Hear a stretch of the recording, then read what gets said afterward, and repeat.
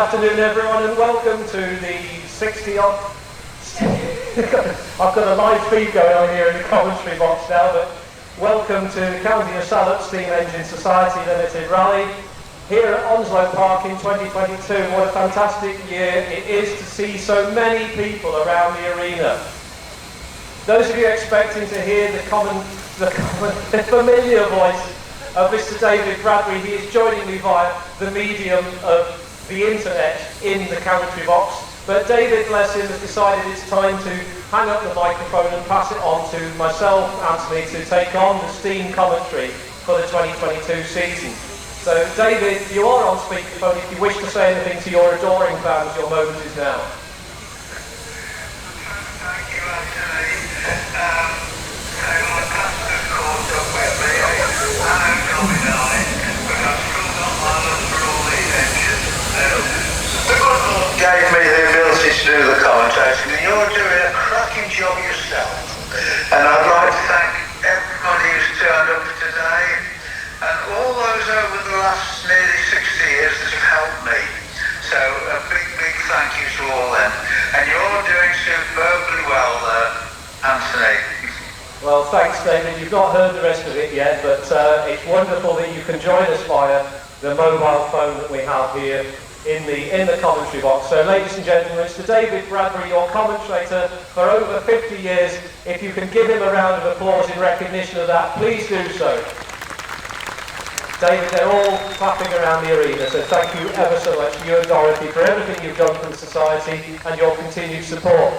Ladies and gentlemen, it's been a difficult couple of years since we were last here, all around this arena, waiting for this pageant of steam power, and I think it's fair to say that a number of folks have suffered more than their fair share over the last couple of years. So if you do have a glass in your hand, a can of pop, a glass of water, a mug of tea, would you please raise your glasses, mugs, etc. to absent friends, those who cannot join us through health or they're no longer with us. So to our absent friends, ladies and gentlemen, from the County of Salop Steam Engine Society.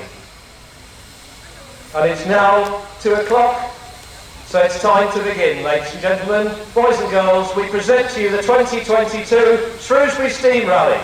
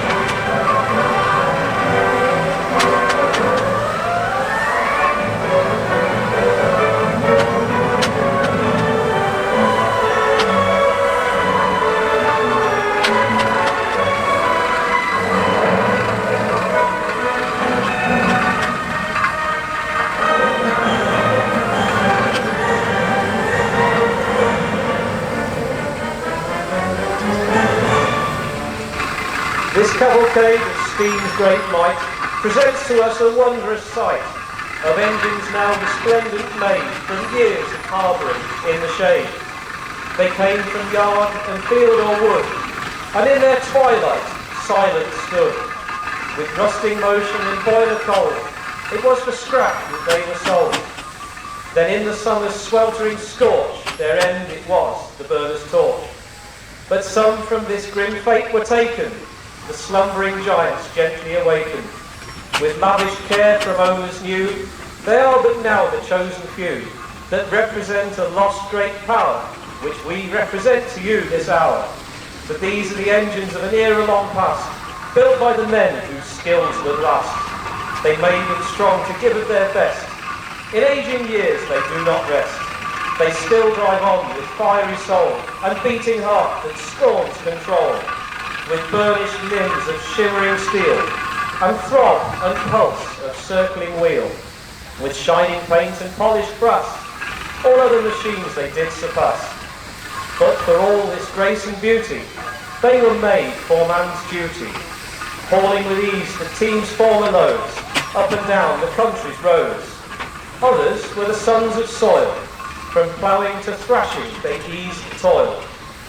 Then came the showman with engines so grand, each thought his the best in the land. Yet with brass and electric light there came the strength to move the sight. This was part of their calling to man. But what of the homes where they began? Charles Borrell of Thetford, the true Norfolk breed, while Ransoms and Garretts were Suffolk seed. Next came Lincoln, its four famous sons of Roby, Clayton, Foster and Rustons. Marshals of Gainsborough, in that same shire, they made engines for all to admire. Then in Cheshire, the land of salt, Fodens were built with never a fault. But with pride the county of Salop made their sentinels go with a gallop. Further north, in the city of Leeds, Fowlers and McLarens sufficed the needs. From the Garden of England a prancing horse, Aveling and Porter ran the course. And Wallace and Stevens with sprightly 5-ton, Taskers nearby would give it a run. These are a few of the famous breeds, all working the purpose of man's needs. And now to you this hour we bring, these engines for their praise to sing. With shrieking whistle and vapour cloud, their aim is now to please the crowd. So let us salute these machines from the past, built by the men whose skill was to last. They made them strong to give of their best. In aging years, they do not rest.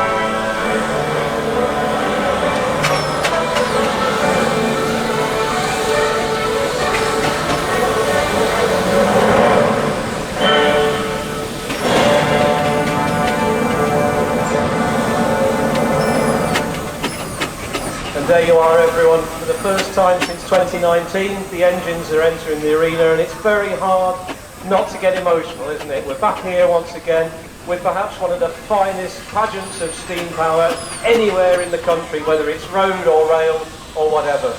These engines under movement in front of us.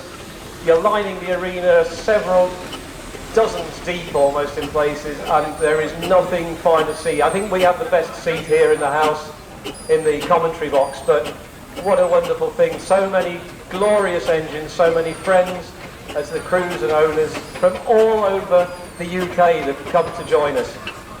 There's so many different varieties of steam engine that we have here. The quality of the display here is second to none, and a real credit to not just the owners but the team who put the show on for us year after year, for the engines for us to see. Let in 2x2 as always. Wonder if there's something to do with an arc in there, perhaps if there's ever another flood, the engines will go in 2x2 first.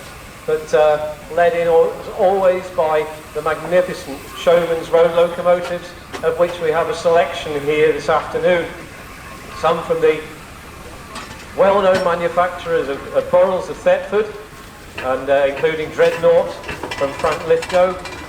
Frank Lithgow, a stalwart supporter of the County of Salop rallies through the decades, and great to see Dreadnought with us here this afternoon. But other engines also, Alistair Evans, having just passed the commentary point with the Philadelphia, also superb engine there, which had its working life down in Hampshire, a requisition for war work.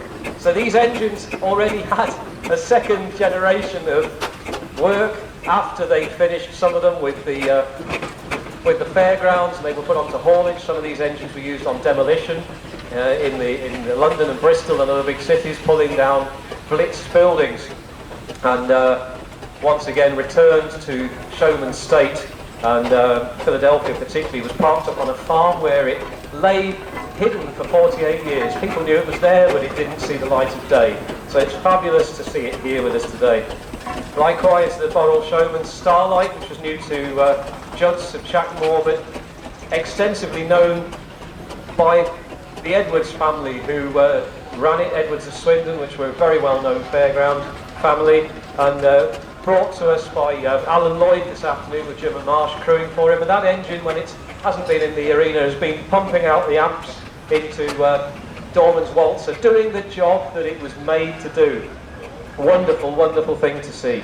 And Foster, the leader, not far away on the other side, also worked very hard engine, worked for Pat Collins, the West Midlands, very well-known amusement caterer, and a very, very famous engine, very well known throughout the Midlands rallies over the last 60 years. Also, very different colour of Repulse, the Fowler, the blue Fowler, also on the far side of the arena at the present time, on the right-hand side from the commentary box. Very different in that blue paint scheme, very little Showman's brass on it, very little lighting, a very plain engine, but I don't mean plain in a derogatory terms, something that was a beautiful looking thing. It was always said that Fowlers were late delivering that engine, and so it and its sister Renown were supplied in the blue undercoat and the colour stock, and the engines are both still with us on the preservation scene now and very much enjoyed. Repulse also has been working on the fair this weekend, and a great chance to see the product of Leeds doing the business. Another engine that always stands apart on the rally field here is the Crane family's crane engine. It's very appropriate really that the Crane family have an engine that is a steam crane on the move, and that engine was new from Fowler's in 1929 to John Thompson's, Boilermakers of Wolverhampton, and remained with them. My father saw it with Thompson's in the 1960s, stored, but the Crane's family bought it in 1969, and it's been with them ever since. The late Len Crane, of course, was very well known all across Britain and Europe for his endeavours and exploits with that engine, always working it wherever it went. And yes, it's only ever had two owners from new, always in the Wolverhampton area, but has travelled on the continent as well. It's been to Holland, France, Belgium, but has also a television star in its own right. It's been on the BBC drama Peaky Blinders. Fowler's road locomotive is very well known. Slightly smaller engine is the Talisman, which is owned by Alex Sharphouse. A superb rebuild from very few parts, but a superb rebuild and restoration nonetheless. An engine that was part initially of the famous heavy haulage firm of Manchester, of Norman E-Box, which is a name to conjure with if you're into steam engine history. People go slightly gooey when they hear the name Norman E-Box, but these guys, they were like the articulated heavy loads, special moves, monster moves, trucks of the day.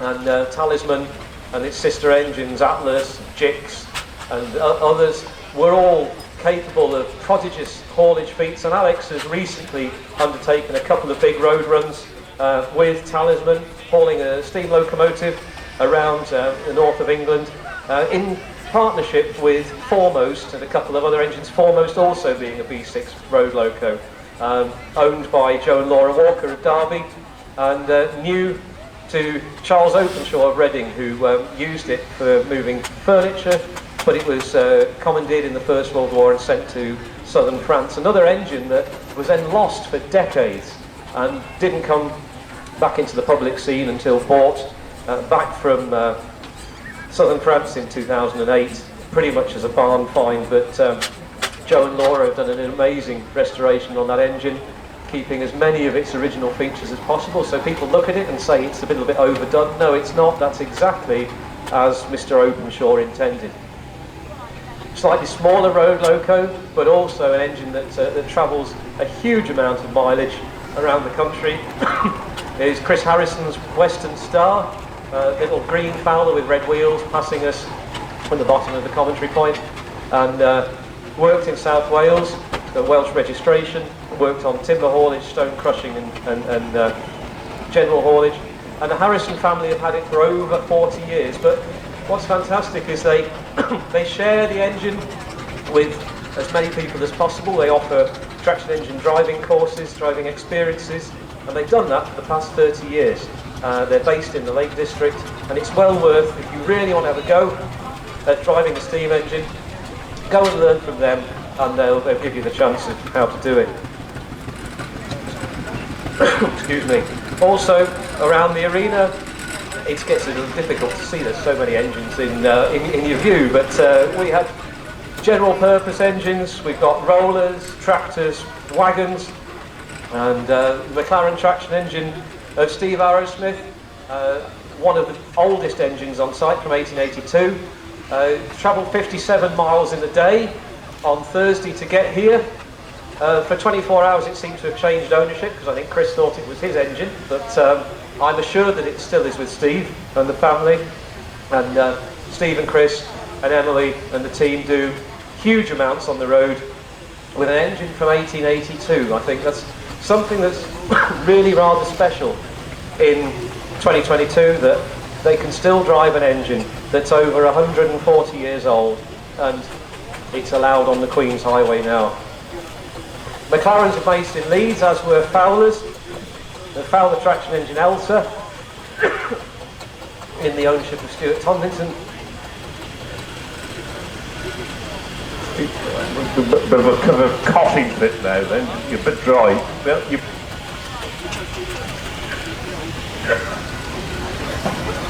There you go, there's a flask of water there. Freshly put in. Right, I was going to interrupt Anthony anyway, because there is something rather special to Shropshire people that has arrived on the scene, and that's the rebuild of a Sentinel made in Shrewsbury and operated in Dorley, Shropshire, all right, dating from 1933. The three-way tipper UJ 2112, owned by H.A.L. Price of Dorley, Harry Price of Dorley as we know him, and it was only in the recent 10 or 15 years that I can remember that the grandson or the great-grandson of the founder, Robert Price, did pass away. But I did know the character, I knew of the company. Now HAL Price did run quite a few Sentinels at the time. This was a three-way tipper and used to deliver coal to the Sentinel works in Shrewsbury as well, actually, so there you go.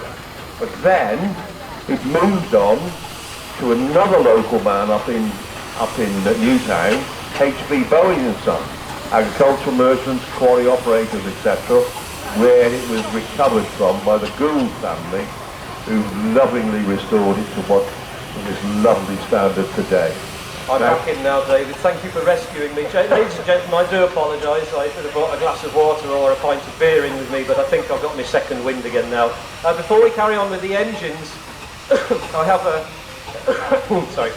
I have a request for if you have a Burgundy Vauxhall Zafira, registration KF53YCB. That's a Burgundy Vauxhall Zafira KF53YCB. Would you please move it, as you're blocking someone in and they need to move. Thanks very much for that. So yeah, I choked up on Stuart Tomlinson's Elsa. That wasn't anything personal, Stuart. I do quite like a blue Fowler now and again, but Stuart and Hazel and family are very much staunch supporters of the rally, and it's great to see them here. We have exhibitors from all over the country, and one of the other ones from the Midlands is the steamroller H-type Perseverance, which was new for Newcastle upon Tyne County Council, but then belongs to the North East Steam Traction Engine Preservation Society. It's just entering the arena now. One of the earliest societies on the scene, but unlike the county of Salop, sadly defunct now. Fantastic to see. It's a big roll. This is about 12 tonnes. Aveling made a range of engines, different sizes, and it's nice to contrast that with something like the Henton family's Aveling and Porter GMD tractor, showing that the manufacturers made a variety of machines. They didn't just stick with anything in particular, although Avelings were very well known for their steamrollers. They made steam tractors, they made traction engines, they made ploughing engines. So the Hentons have driven under their own steam to us this year, and 2022 is the first time that this engine has been at the Salop Rally, and since 1967, when Arthur Henton, the current driver's father, brought it here to Churchstret. The more local engine that's based is the Aveling 46-ton roller Joan, owned by Paul Woodcock of Martin Drayton. Very pretty little engine. It's about the right size of engine you could want, really. Steamrollers came in a number of sizes and weights. 6 ton being pretty much the smallest that you get. Sometimes you get 3 tons, like pepper pot. But 6, 8, 10, 12, 15 ton was pretty much the sort of the variety. So John and David Staten have brought their 8 ton Aveling Achilles, which was new to Bridgewater District Council, and the brothers bought it about 10 years ago, and it was like a giant Airfix kit, only somebody'd forgotten to give them the instructions. There was no manual. You can't buy a Haynes manual for these engines, and they rebuilt it to its present condition. And once again, as with so many people, have driven it on the road to be with us here today. There's lots of steam rallies around the country. I think it's fair to say that we're very fortunate here in Salop that we have so many people who will bring their engines on site on the road. David, you're hovering at me. Our esteemed leader has just been to see us. Has he sacked me already? No. You've got a reprieve. You're on 3 months trial. Right.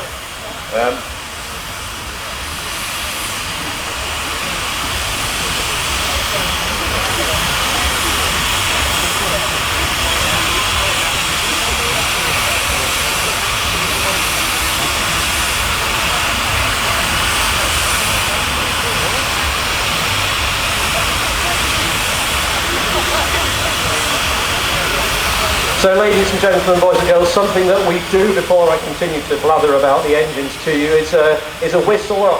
I said this morning about how people like to make noises with their engines, so we do it as a traditional salute here, and perhaps again we'll use it to remember those friends of ours that aren't with us anymore or can't be here today. But if you do have children or dogs or are of a sensitive disposition or have sensory needs, this is a warning that we're going to whistle with the engines very, very shortly. So, ladies and gents, if you do have dogs with you, do cover their ears, likewise small children, people with sensory needs.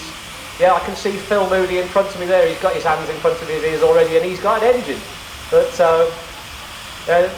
enginemen and ladies, if you would kindly sound your whistles on the count of 3, please. 3, 2, 1.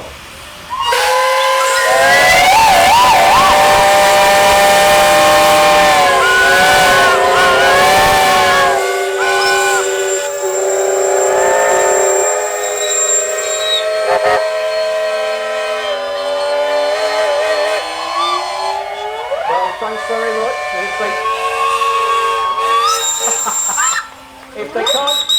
If they can't hear us in Welshpool, they can now. Thanks very much.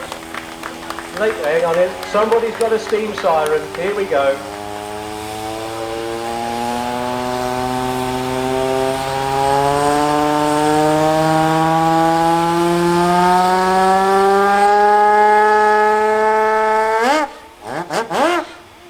There's always one, isn't there?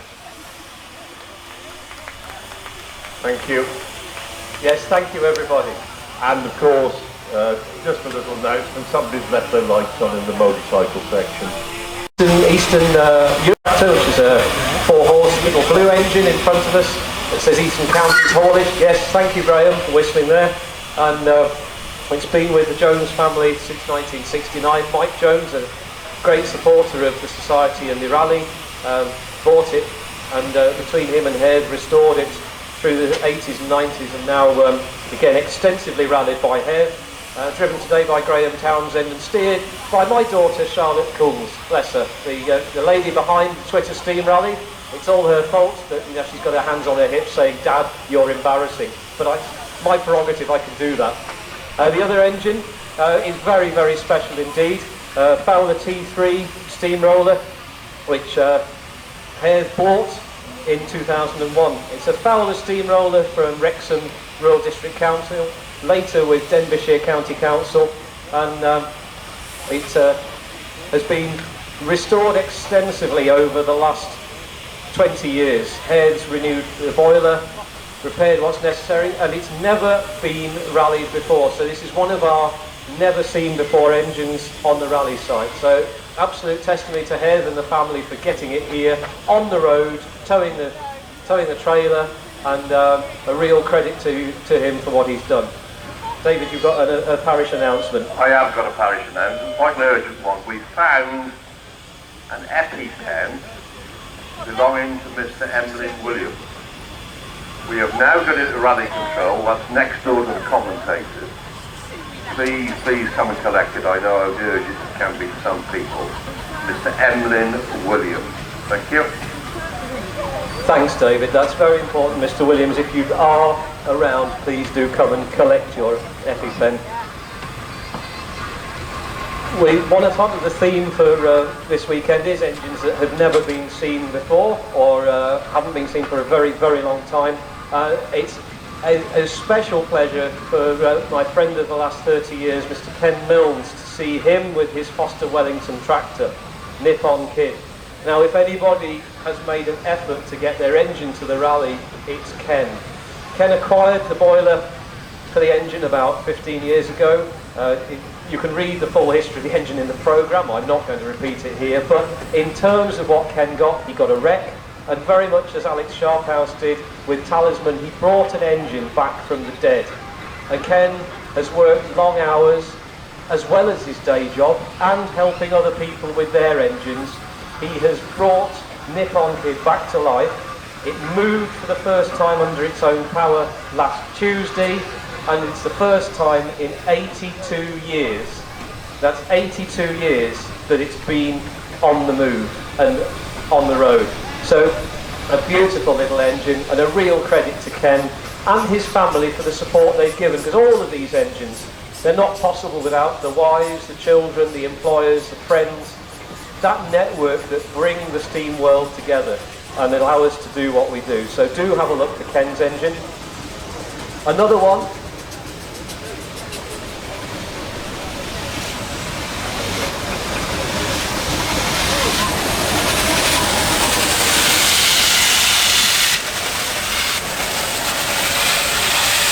One of our other engines that is new to the site, is Maggie Asprey, our Rally and Society Secretary, and her family with a Fowler K7 ploughing engine. We said about engines having lots of different applications, and ploughing being another.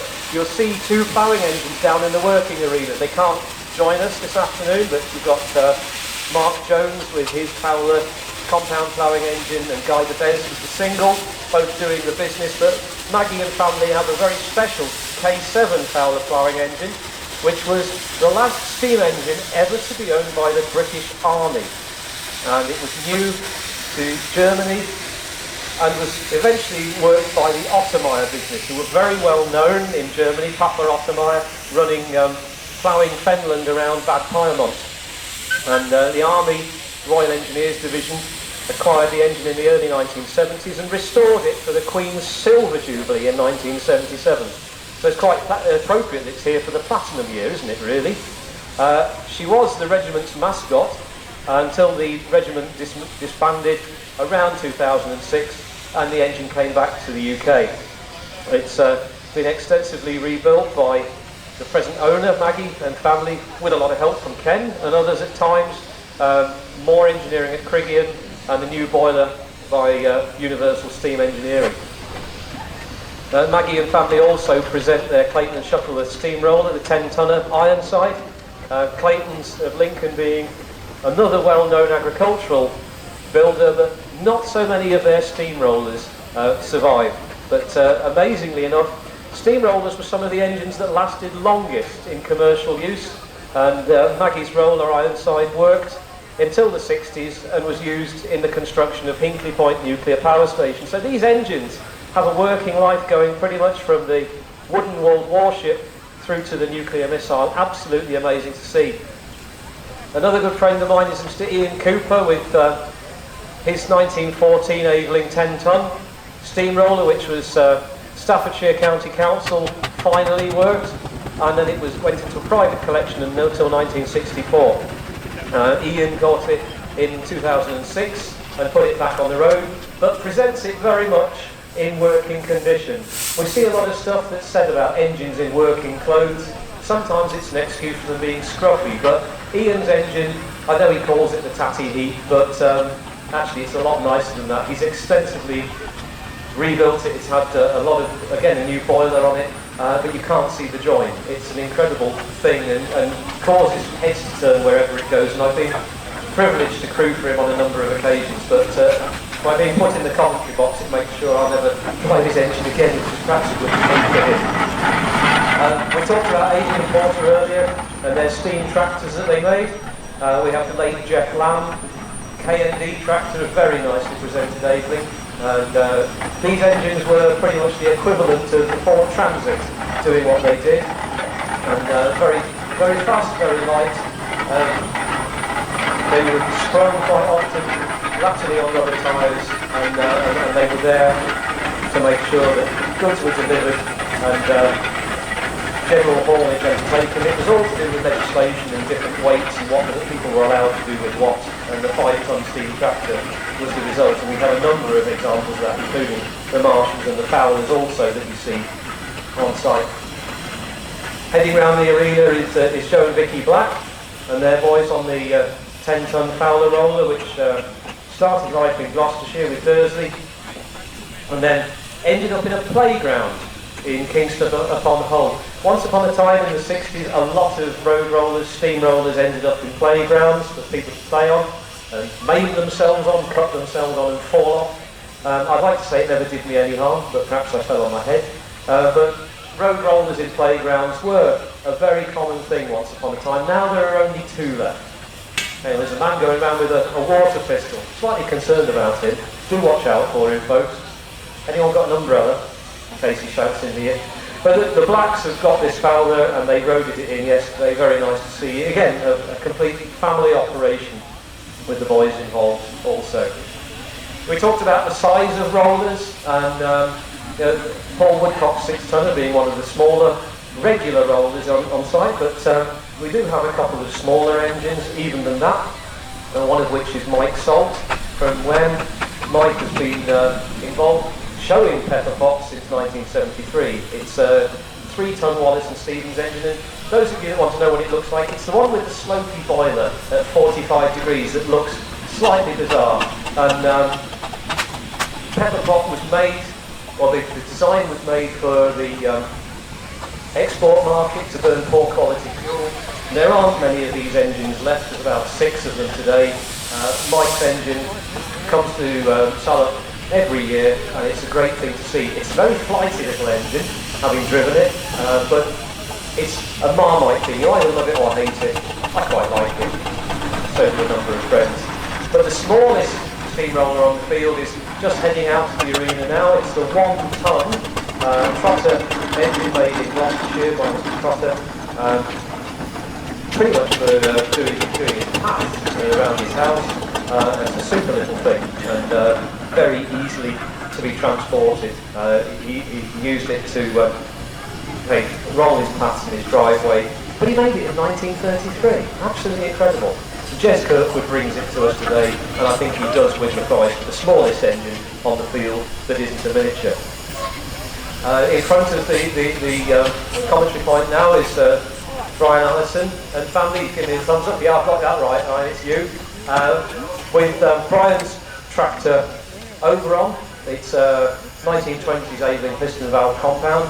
Very similar to Jack Lamb's, but different construction of wheels, different construction of the cylinders. It's piston valve. We won't go into the details there, but Brian drives that engine everywhere on the road. It's really suited. It's light, it's fast, it's manoeuvrable, and therefore it's no surprise that his son James would also follow in the family tradition of having a steam tractor. And James's tractor is a bit earlier. It's a slide valve compound. It's a similar colour, but it has a half cab. The canopy is half length, and that engine was new to Buenos Aires in Argentina, and it came back to the UK derelict as a kit of parts in 2004, and James has rebuilt it in an amazing amount of time. Everybody here has done incredible things with their engines to get here, but also just in terms of getting restored in full stop. And James rebuilt that engine in 2021 and has driven it here, towing a living van. Absolute credit to him. Actually, credit to you, Brian, and the family as well for raising and inspiring the next generation of steam engineers. Wonderful to see. We haven't talked about Borals for a bit, and John Johnson, the thanks, bought little Dorothy, another engine on the steam tractor mould, a slide valve, new to Malpas area of Cheshire in the 1920s, and then worked for Isaac Hall, a well-known contractor in Lancashire. Following in the Boral mould is Alistair Evans and family from Bishop's Castle. We've already talked about their Showman's engine, the Philadelphia, and they also have the Spider, an agricultural engine, which has been at Bressingham Museum, but the Evanses bought it in 2006 and bring it regularly. It's a very much a working engine, and we thank Alistair for sharing it with us today. Back in the steam tractors, we have Dave and Susan Cope have their Fowler steam tractor, Lord Dovedale. Another engine that worked well into the 1960s, moving paper for Olive and Partington of Glossop in Derbyshire, and purchased by the Copes in 1988. Partington's ran 4 of these engines, and this one is the only survivor of it, and it's named Lord Dovedale in memory of Edward Partington, who became Lord Dovedale in the year that the engine was built. The Goddard family of Shrewsbury, Kinnerley, Andrew Goddard, their name is inextricably linked with the steam rally, and Andrew presents his Boral Devonshire agricultural engine, General C.R. de Vet, and also an engine that was part of the Isaac Ball fleet of Walls. And Goddard family, David Goddard, bought it in 1964, and it remains within the family. It's amazing to think that some of these engines have been in preservation for over 60 years, or 50 to 60 years, some of them with the same owners. Absolutely incredible to think of that. Moving to other engines and other makes, Marshalls of Gainsborough and Stuart Phillips, somewhere around with his 12-ton 7-horse compound engine. Challenger, very fine-looking engine. There's lots of people who would say that Marshalls were perhaps some of the finest engineered engines in the country. Please don't throw tomatoes if you happen to like Fowlers or McLarens. Everyone has favourites, but Marshalls are particularly nice engines. The make that we haven't seen much of until now is the Garretts, Queen Mary from the Bosworth family there. Once upon a time known as Anchor, bright red and yellow by Alan Tingay, but the Bosworth family, David Bosworth, has brought it back to its original condition over 24 years, and it's lovely to see. Another engine with connections to us here for many, many years is Frank Lithgow's Foster Winnie, brought to us today by Phil Mostyn, who's also been involved with it for a very long time. A very smart engine on the Cheshire Circuit, Shropshire, and well known with Lakely and Dakin, that Frank has had it since 1976. More younger people with steam engines. We have Jeannie Walker and Ben Roberts with their 10-ton Fowler roller. At one stage with West Riding County Council, and Jeannie bought it in January 2021. An engine that's been here before, but great to see Jeannie here with her own engine in her own right. Welcome. Also good to see Phil Steer with the Marshall traction engine, the 7-horse Pearl, which has a solid flywheel. You'll see absolutely immaculate engine. Shown new on the Marshall stand. So there was a special paint finish for these engines. They were very highly polished and bright burnished edges on all different parts of them. They look really good. And Phil's had that engine for nearly 30 years and given it major restoration work to bring it up to that standard. And everywhere you go, that engine is absolutely immaculate. Wonderful to see. Bill Lowe, down in the south of England in Guildford, has brought his Fowler steam tractor Oriana, presented today by Andrew and Margaret Tatton. Also very regular support. It's nice to see an engine from the south of England here shared with us in the Midlands.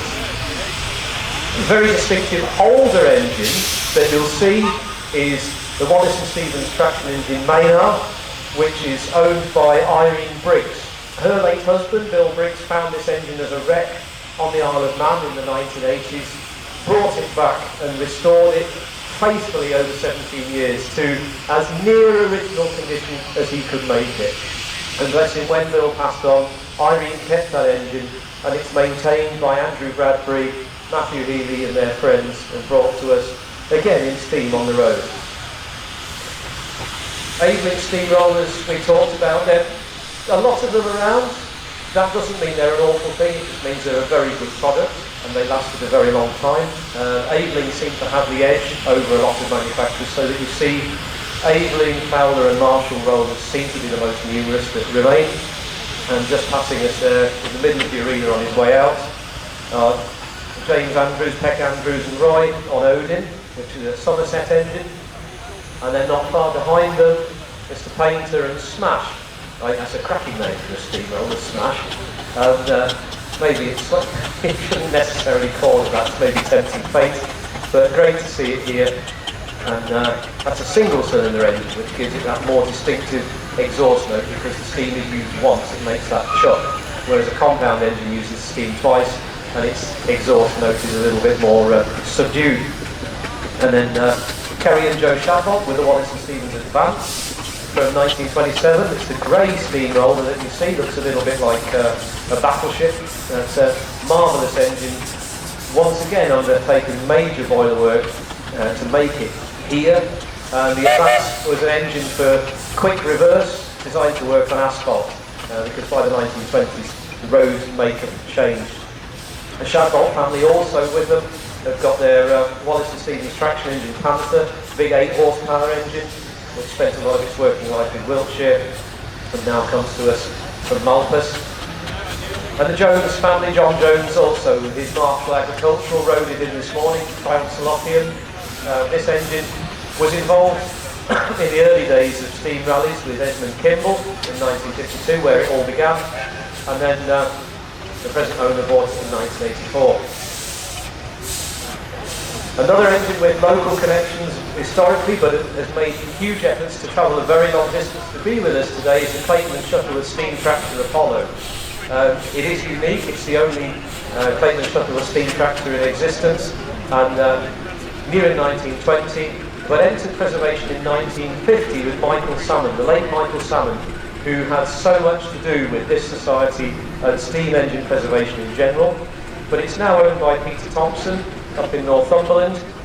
Peter I've known for the last 18 years, but he's had the engine for 33 years, and it's super to see it back in the county of Salop once again. So thank you very much, Peter, for bringing it to share with us.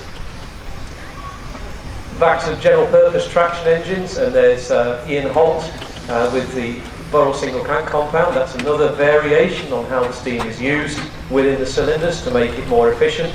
And Old Dutch, it's a nice green Burrell. I said I wasn't going to talk about different colours of engines, like here's a green one, here's a red one, but sometimes it's the only way you can distinguish them.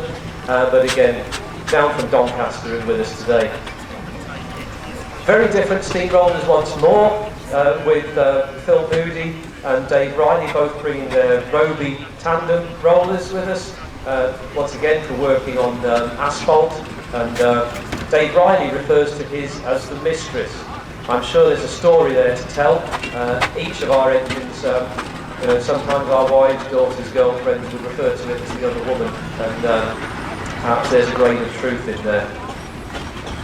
Then Richard Bridge with the Burrell roller, Pride of Somerset, also with a very famous name in its original ownership, W.J. Kings of Bishop's Lydiard.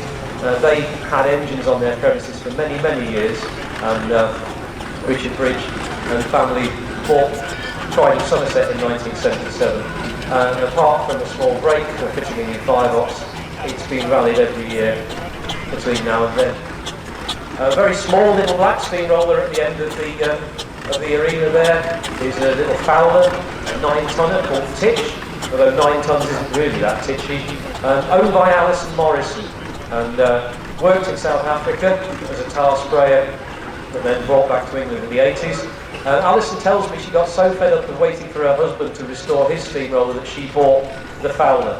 And well, I think that says it all, doesn't it really? But thanks, Alison, for bringing it here.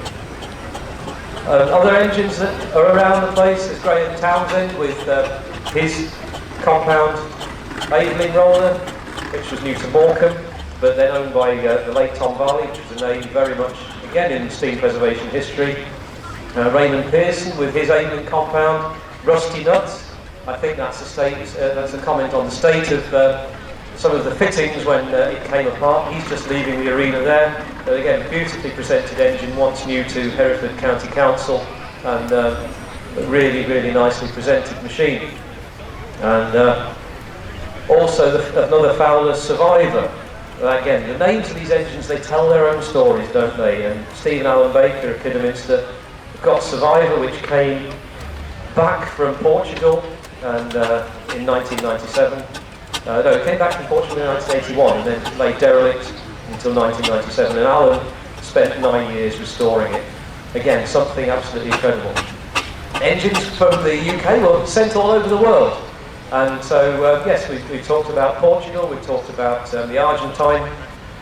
Richard Hesbrook's engine, the Foden Colonial traction engine, big green Foden with big red wheels, came back from Tasmania. Engines from all over the world.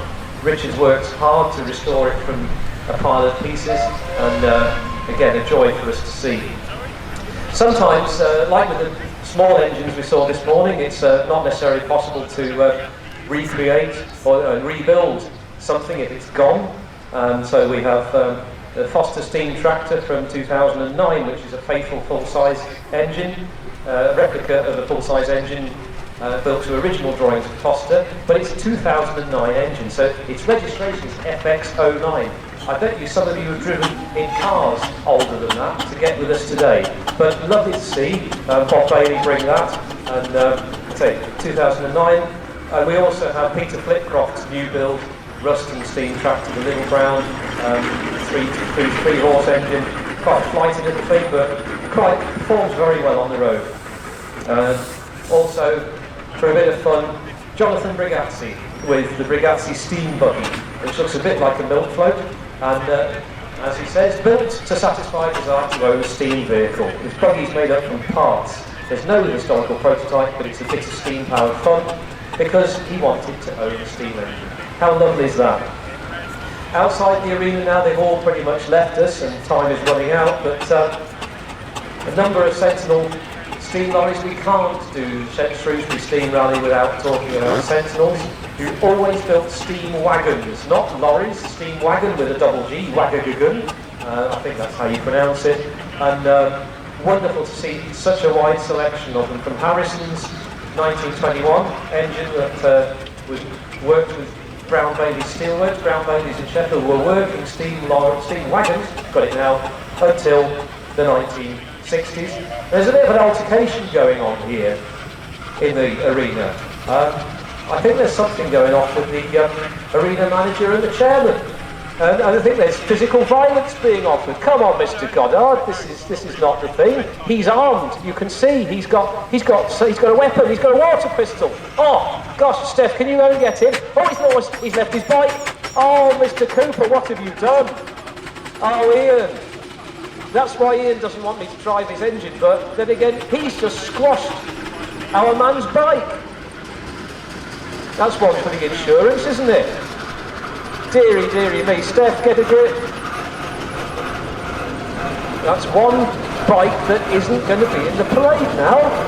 What are we going to do? You dreadful, dreadful people. Just to finish on the Sentinels, a wide variety of them. We've got about 15 on display, and ranging from the standard Sentinels, the earlier ones from the 1920s, through the supers, the super tractors and super wagons, DG, double geared, David and Kay Hilditch with their tar sprayer from Lloyd Jones of Ribbin.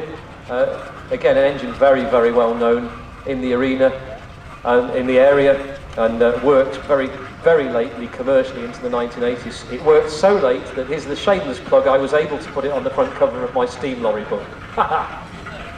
David, you're going to say something about this bad lad. Yeah, this very bad lad's got to report to the headmaster's study. Haven't you, young man? No, look at him, he's unrepentant. Report to the headmaster's study immediately. I'm not sure if he's laughing or crying there, David. And if he's expecting a whipping, he's out of luck. The Sentinel Super from Malcolm Rogers. Edward Goddard, Sentinel DG, presented in the livery of Morris's Oils and featured in the Channel 4 series Salvage Squad when they rebuilt it against the clock. And again, another friend of ours from the northeast of England, Richard Strone, with his DG8, 8-wheeled Sentinel, very distinctive machine. Also good to see it here, as is the Stafford family, Harry Stafford and Howard, down from Walton Spring. There seems to be something about the northeastern theme, some of these engines coming down. But great to see them, as it is with the Gould family, with the various Sentinels. The Sentinel S4, three-way tipper, which was with Price's adult, which David spoke about a few minutes ago. But also the Devon Trading Company, the Lion, from Teignmouth Quay, which works shunting railway trucks very much as those horses would have done, we saw earlier this afternoon. And Peter Walker and Diane Carney's amazing Sentinel S6, which is a superb tipper presented in the livery of Tarmac. The Castle Firebrick wagon, which unfortunately hasn't made it into the arena today, but they can have a go tomorrow. Superb display of steam power. Fantastic to see again. I'm going to go and have a cup of tea, and I shall hand you over, because we've now got commercial part 2 coming into the arena. And David, over to you. Thank you, Anthony. There you go. Now you've had the baptism of fire, and you've now passed the test. It's now acknowledged by our senior person who oversaw today that you have passed your test and you are fully qualified to be Steam Man commentator. So you're stopping. Yeah. Right. While my colleague takes a well-earned rest from doing the steamers, we now have what we call commercial vehicles, but fleets of. Many from Shropshire, many local roundabout counties as well. Many will feature today. They are still operating vehicles, some sadly not. First into your arena today are the two commas owned by Swains of Stretton.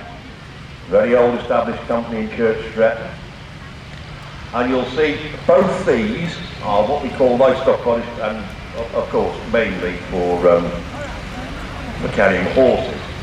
Now, in 1914, Glyn Swain, the present incumbent, his grandfather started hauling timber with horses and then transported mineral varieties from local mines around the Gravels area to Minsterley railway station. On a return journey, he would have taken coal back to the mines. This work ceased when steam lorries became popular in the 30s. Horses and carts were hired out to Solent County Council from Glyn. Then the transmission from horses to lorries after World War II. 1946 agricultural haulage and line spreading. Livestock haulage, this was phased out in the 1950s and 60s. Long distance haulage took over, and of course European haulage, and at one time he would have over 50 lorries outfits a week over the water. That's 105 and 106. The Atkinson 8-wheeler 107 and AEC Mustang 108 belonging to A. Hingley Transport, Briley Hill. All right. These two vehicles represent the company, A. Hingley Transport Limited, and they started in the 20s with a horse and cart. Very, very old, well-established company, and one of those in the Midlands that's still going today. Another one the same now, Andrew Davis from Acton Burnell with his Albion Reaver, and another Albion Reaver. The difference between the two, one's got the LED, the old type cab, and one's got the new type cab. Albert Davis Transport started in 1927 with a 4-cylinder Chevrolet. Late progressing to a 6-cylinder model, and then of course the rest is history. They were into buses and coaches, then after the war, and ceased running buses and service buses in 1970, and now still continue in bulk feed haulage up to this present day, and are still operating, albeit from Dorrington. But those are two very resplendent of the company. They're still in the same colours as those today you've seen here, and they're still operating 10 or 15 vehicles as far as I know. That's two Albion Reavers, one with the LED cab, earlier than the other one obviously, and the Ergomatic is much later, 1970. The two Volvos in the lineup now from our local company and local steam enthusiast, Alistair Evans, in the colours of A. Evans and Son. The company which he owns is Bishop's Castle in the south of Shropshire. Oh, and by the way, Bishop's Castle was our old home for the show at one time, up until the 80s anyway.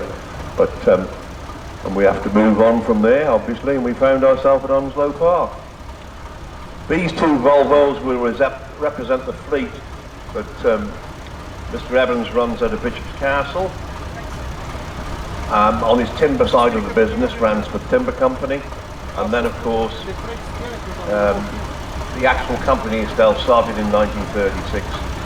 And Alistair's granddad borrowed £50 to buy a second-hand Bedford van, and in 1947 bought a foam four-wheeler, the box van, which they still have and is restored to its present nice condition that you would expect the standard of Mr. Evans.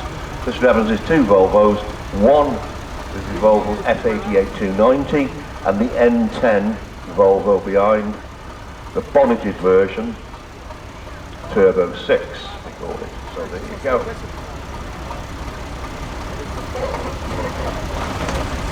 Another very old established company from Shropshire, Norman T. Lloyd as it was known when it started in 1937 with a petrol Dodge.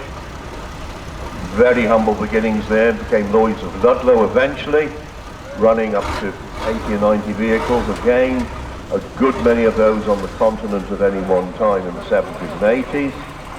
They are still running lorries to this day in Ludlow, still operating, and still in Ludlow at the same place. So they did move down from the Green Hill at one time, but that was gone 2 years ago. And just passing us now are the very resplendent Volvos of Evans of Bishop's Castle, and looking quite the part. See, some people would prefer the bonneted version, some would prefer what we call the cab over. The only downside of the Volvo is taken into consideration the bonnet with the overall length of the vehicle, so you lose some body space. Today, representing Lloyd's, you have PNT 866G, which is a Mammoth Major 6 tractor unit, and behind that is the Mandator, the bog standard Mandator XNT 793M, as I say, typical of what we would call 1970s workhorse called the AEC Mandator. Quite a lot of them produced. Very good workhorse. And of course, the main interest of people in the six-wheeler would be used for heavy haulage and low loader work and that sort of thing. So that was quite a popular vehicle as well. Got a bit of a bottleneck. We're waiting for you to come in, and then we can start getting a few out.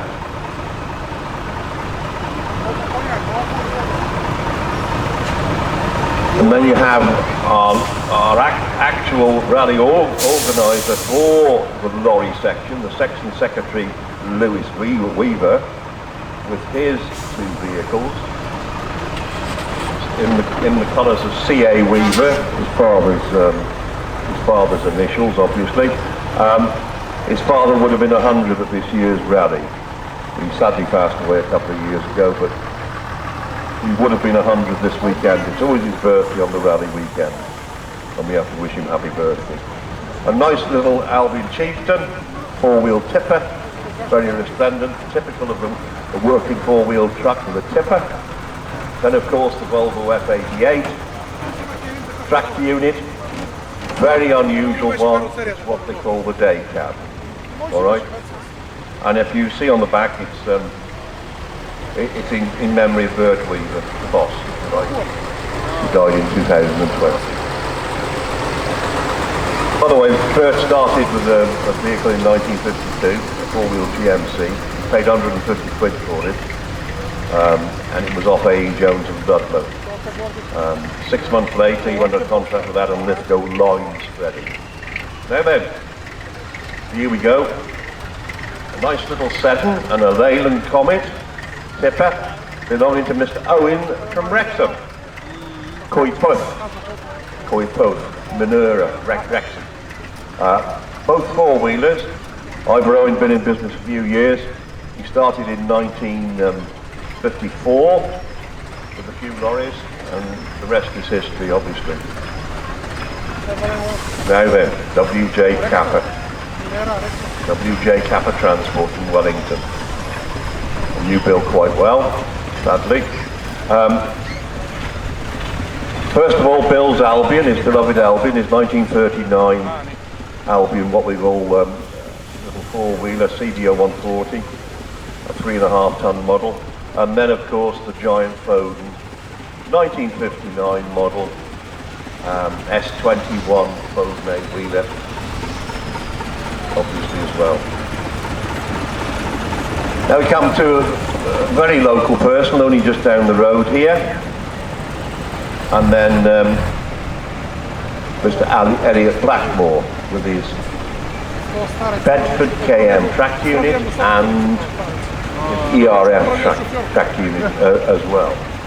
Now, he did start in 1966 with a petrol engine Austin, but he got to wait till his 17th birthday so that he could drive it. You have to buy it with the license to make a start in haulage, and as I say, the rest is history.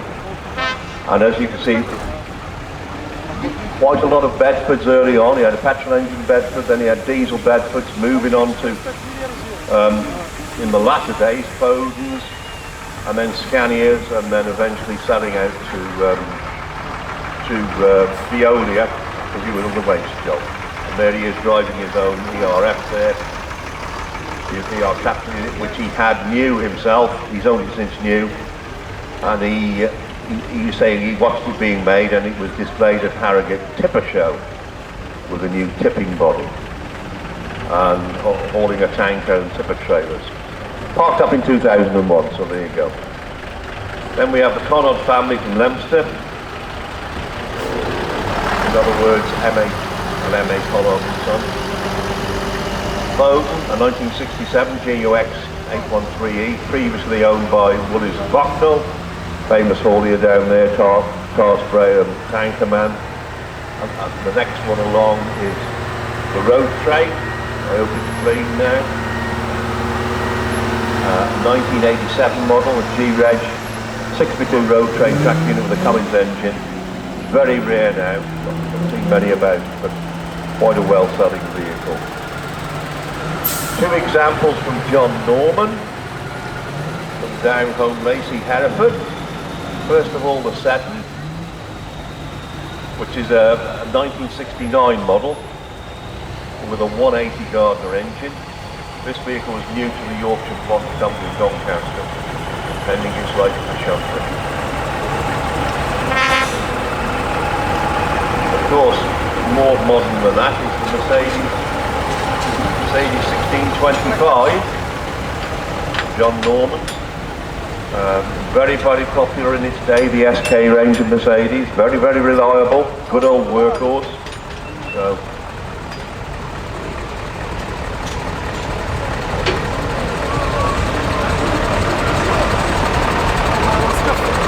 now we have what we call a Spanish Dodge. Dodge Barreras. WVJ 653T, Herefordshire registration.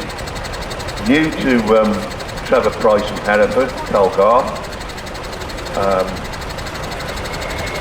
It's known as Percy's Pride, that's the name of the Percy's. And another Spanish Dodge from John Weaver and Sons. The six-wheel rigid. That was new to Burgoyne's Lions Hall, and only used on marquee for about 8 months of the year. We've not done a lot of mileage and restored in 2013. So, Mr. John Weaver himself ran quite a few Barreras Dodges and found them very reliable. Notably, the engine was made under licence from AEC and improvements made by Barreras. So there you go. Another local company from Wen, Trevor Pye. Two examples. The Volvo, first one, the F7. Trevor Pye started in 1984 with a Volvo F7 and is still going today with 16 or 17 vehicles, I believe. That's the F7 just gone by. Now he's got an F12.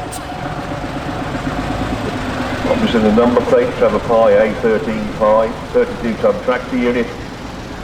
Again, built up to today.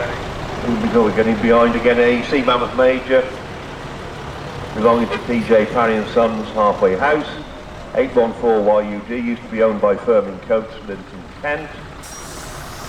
Mainly reg they did out in Kent. It was owned and restored by them and bought by the Parrys. 2013.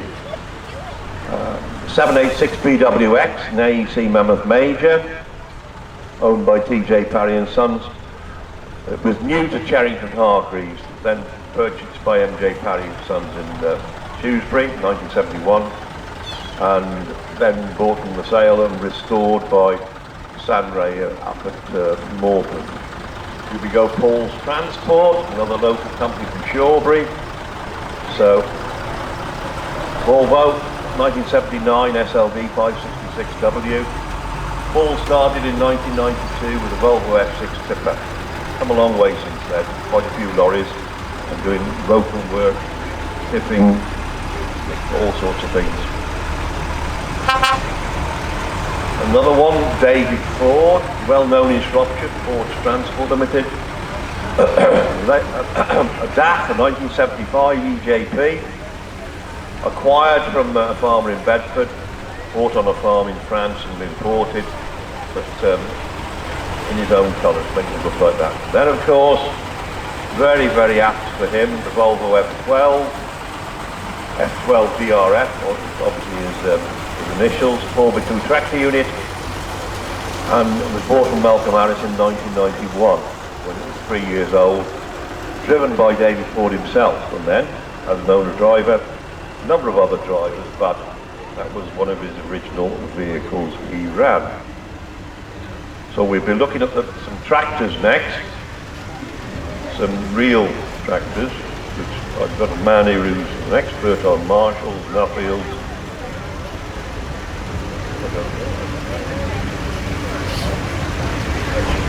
No, I've got tractors, Nuffields, Island.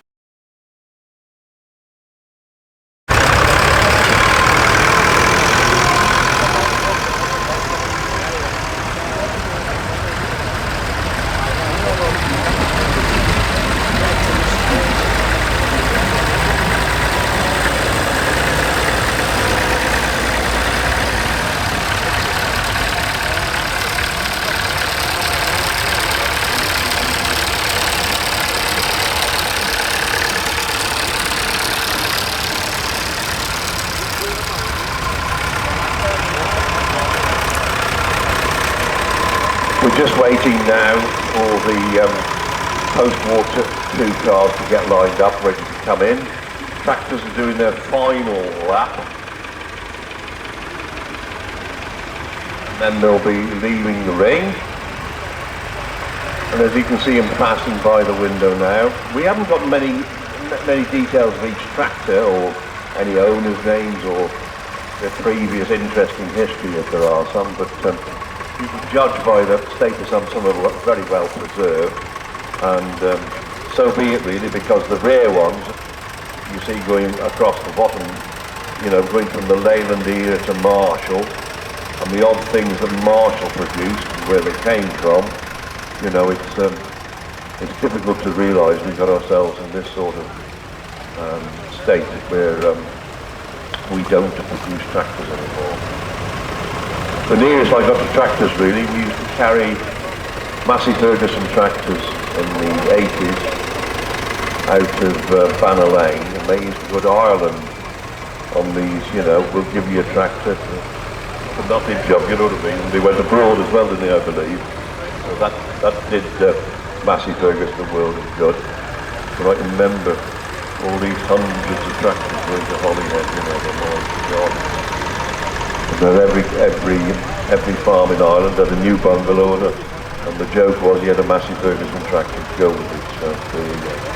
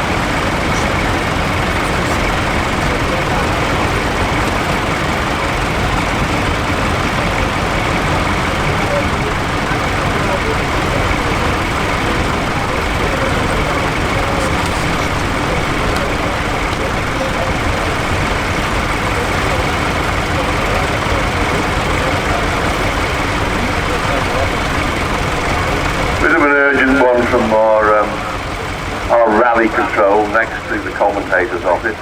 We have a little boy in back trousers here who thinks he is lost. He's got nobody with him. He's been crying a little bit, poor little lad. He thinks he's from the working field, if you can hear me, okay? Little boy in back trousers, and he's had what we call rally control hut by the commentator's greenhouse, as we call it. And we are browning quite well in the greenhouse anyway. So, please pass it around.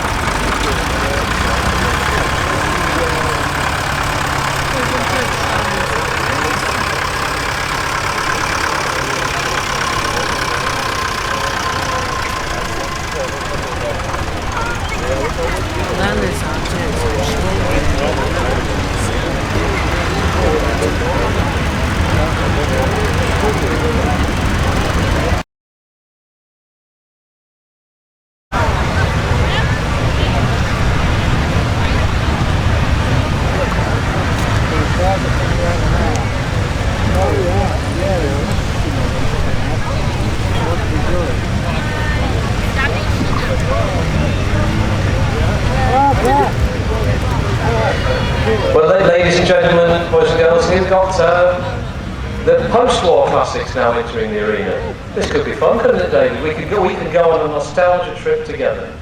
Yeah. And find a chair somewhere. Yeah. Take a look.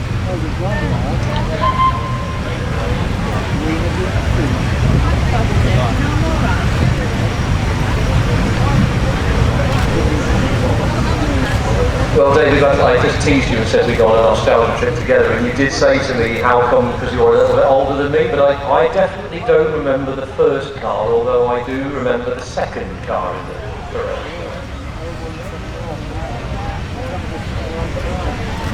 Folks around the arena, David's keeping the microphone closed at the moment, because he's getting fed up of me. But this goes back to what we were saying earlier about this show being all about history across the decades and even the centuries, in that what we have running around in front of us here, sometimes maybe 20, 30, or certainly 20 years ago, 30 years ago, 40 years ago, 50 years ago, if you came to the county of Salop Raleigh, the chances are you may well have travelled in one of these vehicles, as I can see coming around. Vauxhall Viva, Ford Fiesta, I mean those are things that I remember, but there's a Metropolitan going past in front of us now, Austin Metropolitan, 1957. But then a V-Reg, V-Reg number 70, thank you, V-Reg Fiesta. Let me guess, have they all swapped them round? Have you all been bad boys? Yeah, 1970s, down as being a Saab. Well, that's the funniest looking Saab I ever did see. It's a VW 1500 Fiat Carrera. We're now having a bit of a conflab in the commentary point to make sure we actually get the right details of what each car is. And playing the guessing game. Yeah, Morris 1000 there in front of us there, the ubiquitous Moggy Minor. Man waving, hello man waving. In your Fiat 850. The Ford Escort. M-Reg, that very distinctive exhaust note from that. Number 64. a 1971 MG Midget Sports UNT 302J. There you go. Shropshire registered vehicle again. One for the Wallace and Gromit fans, the Austin Yes. A35, Marion and John Davis of Oswald Street. I like these guys, they're all waving at us. Vauxhall Cresta, Rod, thank you. 37 Cresta, yeah. Oh, BMW convertible. 2002. One of my second or third all the way car. from Montgomery, nice one. We got one.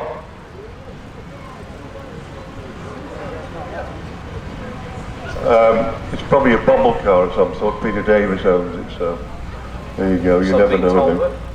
It's not quite my era, that. No. Oh, there we go. He's got the nodding dog on the back seat of this one, on the back window. We've got the Cortina. Cortina GT, part of the family which included Lotus Cortinas. And then you've got a GT6 Triumph Spitfire. And a bubble car, how wonderful. There you go. I've seen one of those mounted on railway tracks. It lives not far from Oswestry now. It's a little narrow gauge railway. We have this lovely DS21, a Citroen. That wonderful Gallic suspension as it wallows round the bends. That's it, that's it. 1972 AUF, that's the one. Owned by Mr. Greenwall in Stafford. And then the old MG. And then we've got a Nissan Datsun. That's quite fun, isn't it? That's it. Very sought after car. We got commentary going on from some of the drivers as they go around telling us about the car in front. We think they've had a bit of a number swap between them. They're trying to confuse Not all of us. them. So this Plymouth in front of us is genuinely a Plymouth satellite station, right? Left-hand drive. Then another bubble car there in front. Another bubble car. The old BMW. Yeah, old BMW, that one. Yeah, great fun. Lovely. And then we have the ubiquitous Morris Minor 1000. There we go. You saw them everywhere. I passed my test on one. Did you really? I did. HNT 114D. That was the registration number. So, and the very next Morris Oxford there. And Also from the same family. A Ford Capri, A-Reg Ford Capri. You know, I had one of those. I had two of those as match. local car, A498 BUJ, supplied by Furrows, and it's a 2.8 injection. I do marvel at your understanding of these folks. Yeah, and there's a lovely, yeah, lovely company. And then the MGB GT open top tourer got now. Loads of those made, and of course the very famous one, the MGB V8. So another Volvo. the Simon Templar, isn't it? Is that the same? Lovely. Yeah. And then a Simca. Simca, yeah. Look at that. Not usual to see a Simca so much on the field these days. No. In original condition, by the look of it. You do wonder how many are left. I know there's that website, isn't there? How many are left? But now that is rare. That Corsair is rare. It's a convertible. It's not made by Fords. It's made by somebody else. Crayford. That's it. You've got it. It's a GT as well. So top of the range there. I'll knock it down at 1500. Anybody's money. Now we have the Bentley, a lovely period car, which has what Mr. Blackmore would describe as a leg over door. Which is, it hasn't got a door, you have to climb into it. Very, very rare-bodied S2 Bentley. And it's going to try and put it back to what it should be, but there you go. And then we have the nice little Mini. Mini Cooper, that one. Yeah, Mini Cooper, DDOD. Spalding, Lincolnshire registration. The Ford Escort, steady on, catch 1300L, our section secretary from the commercials owns that and is driving it. Bless him, he's about the only one that fills the sheets in and gets the descriptions for it. Austin Healey just gone past. Austin Healey 3000, was it? Yeah. Yeah. Another Morris 1000, then we have KW 373 Sunbeam, which the old Talbot 90, which was very popular, a lovely two-tone condition there. And of course we have the Go Fast Boys, They're RS2000. Worth more than a tractor now, aren't they? Yeah. Then the Wolsey, the little family car. My father used to call it the bank manager's car because he had one. Oh, they would be, wouldn't they? Yeah. No 9NT, nice Shropshire registration again. Here we go, the 1600 Sport. Escort. Another. That is very much my era, those. There you go. Then the Jag. The Jag. 120. There you go. That's the bank manager's best friend, the bank robber. So there you go. Now 85 or 8S. It is. Nobody could tell me whether that's the right chrome strip or it just had a Palace line on it. Oh, it is. Just put a thumb up there. Yeah. Got that one. All right then. Ford Pop. Ford Pop. And now we have the BMC range of the Wolsey, the Austin Cambridge, the Morris Oxford. They were all the same. Is that? Yes, royalty in that one. Yeah, royalty in that one. The way they Give wave. him a wave. They wave like me. 1952 Morris Oxford there. Yeah. Also part of the wedding party or the royal party. We give them flowers. Still making it to you, yeah. And here we are, the the Singer Vogue. I had a Humber Sceptre exactly the same, ENT 601. Now look at this coming up behind that. I never thought I would see one of those. Oh, there you go. I waited for hours at Stratford-on-Avon Woolies for the Matchbox one to come out of that. That's the gear. Isn't it? Sierra. Ford Sierra, brand new, first model 1985, magic. E-reg there. Would that be a 2.3 engine? Yeah, Virgin. And Yeah. the Ford Capri there, 1972, that one. That's the same orange as my Matchbox model. Good God, ED. The bonnet came the Warrington. same way. There you go, WAW45, little mini minor, I presume. Was it named that, or it's just a Morris mini That's minor? a mini minor. We got another one that says Austin 7 on the back, which reminds you of the lineage of it. There you go. There's my man, he's come to fetch me. Go on then. Big chauffeur. I will go in a minute, don't you worry. It's the opposite direction to the bar. 1966 Moggy, 4-door saloon there. Yeah. Oh, well. Jensen Healy. Yeah. What a machine. The V6 in. Yeah. Morris 1100, I think my uncle had one of those. Goodness me. Hydroelastic suspension, as I call it. Then the Stag, Triumph Stag. Very nice too. And then my grandson driving his daddy's car, this 350 SL. Poor old dog in the back, getting plenty of dust down his neck. Anyway. Triumph Herald. They were known not to last. They rust like a bucket, wouldn't they? They were. That one's still going. Terrible. Oh, here we go. Rolls Royce Silver Spirit. See, that's my granddad there. Bless him. There you go. My granddad always wanted a Rolls, so we bought him a Corgi. And then, there, of course, Lotus Esprit. What a Yes. machine. that's another rare car, isn't it? Don't see many of those about. Then the Citroen. Traction Avant, is it?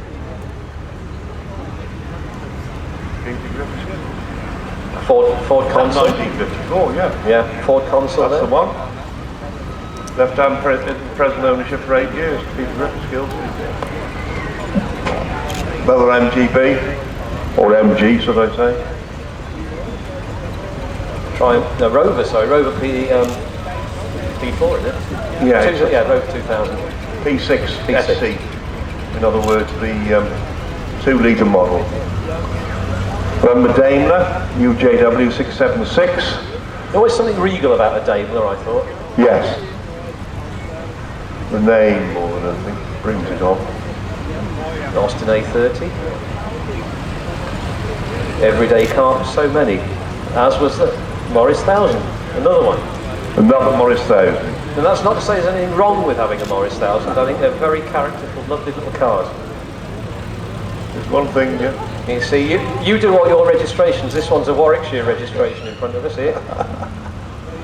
It's Reliant Scimitar. Yeah, no, it's similar. UE. Quite a 1967 early model because there's no chrome on that.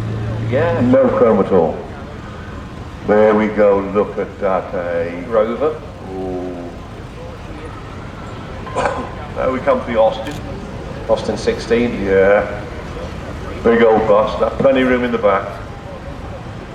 Look at that, eh?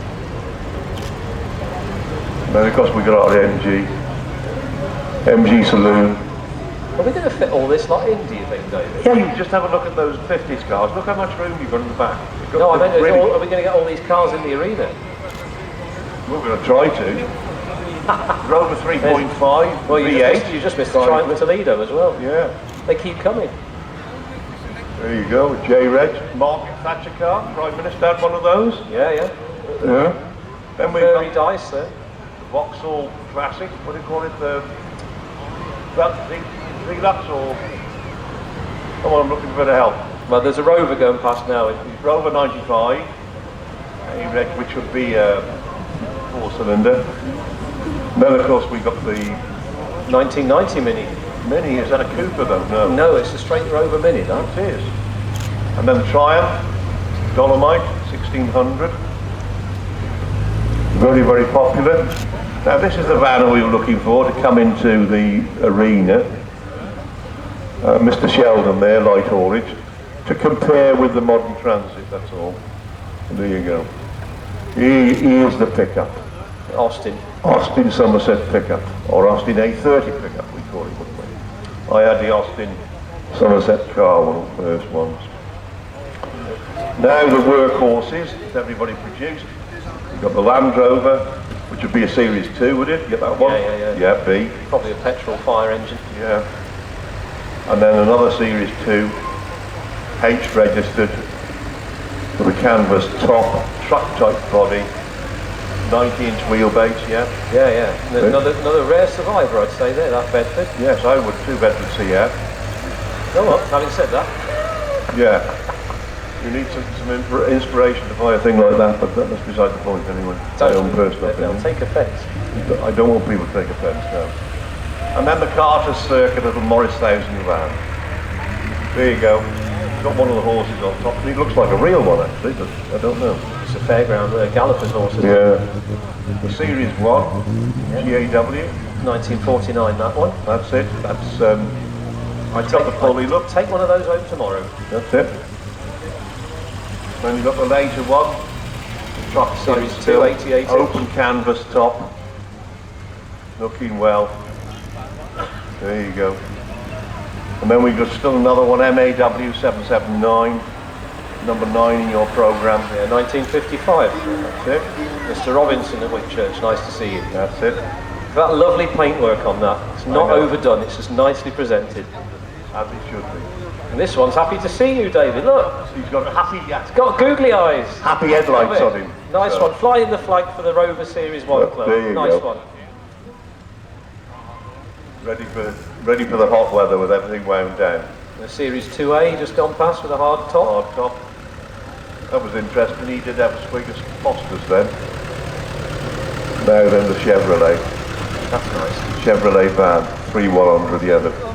Now, will you look at this Nice one then. though? When was the last time you saw a milk float on a rally field? That is awesome. Thank you very much for bringing that, because You've taught everybody a lesson. We were using milk carts in the 60s and 70s, possibly in the 50s. Milk floats were made in Shrewsbury. Electric ones were. Yep. Electric vehicles are nothing new. Nothing new at all. Hundreds, if not thousands of them across the country delivering milk at 3 o'clock in the morning. It was the Correct. noise that you grew up with. One of those things. But we got the jerry can van. It's a Dodge, I There think. must be something It's a Dodge custom van, according to the dodgy. Dodgy. I'm not sure you can say that. The to name driver. on the Dodgy. front No, says no, he's everything. offering you a jelly baby. We'll come back for that later. Yes. Is that nice Series 1 that joined us for the 70-year lineup? My as well? goodness me, don't touch it anymore. You've done enough. Then the half-timbered Morris 1000. That's it. Mock Tudor style motor car. ONT again, Shropshire registered. Nice to see so many locally registered cars from Shropshire at a rally, and lorries obviously. There's a Perkins diesel engine landing Is with it? a hard top. Yeah. Oh, it's got the little Perkins proper, that's Yeah. the proper Land Rover. It is proper job. Nice to see that. Yeah. And then the Ford, Ford Thames, isn't the it? Banks, Fabrications from Shrewsbury. XVJ, that'll be Herefordshire registration. The Series 2 coming past Brian us. Smith, You started our rally, our working field down there with this Land Rover. Not in the best of health, but here today. Petrol Range Rover, presented in memory of Joan and Landy Lawley. Landy Lawley, of course, was a big man with sawing and wood cutting. Lovely to see. That was the original car, wasn't it? The old Ford Transit. There you go with the tipper. That's nice to see, isn't it? Favourite of people who travel the globe, but that's all I'll say. Yeah, Ford Transit family was massive, and the legacy is huge. And then our little minivan, there must have been millions of those. He's bringing in the jelly babies, look! Oh. We've done so rubbish this afternoon for cups of tea, beer, scones, strawberries and cream, and this man is bringing us a jelly baby. Thank you so much. Oh, Tom, very much. Well, we've had some things, but that beats it now. I do wonder, David, if he's trying to shut us up. Yeah. Archetypal Ford. A lot of utility companies, post office, etc., have that type of Ford E-Series van. Now, you've lost something, David. The jelly babies. We're passing them round. We're passing them round the commentary box here. David's now passing the jelly babies round to anybody who will come. I know. Anyway, And it has succeeded in shutting us up. Phil, have you got one? I must say thank you for everybody for being so kind to us in our very unprofessional and amateur way. Who are you I go calling about it. professional amateur? Me. Oh, get on. I'm worse than you are. Well, Oh, anyway, yes, we are. Oh, no, we're not. we make a good team. Whatever. It's behind you. That's made you look, isn't it?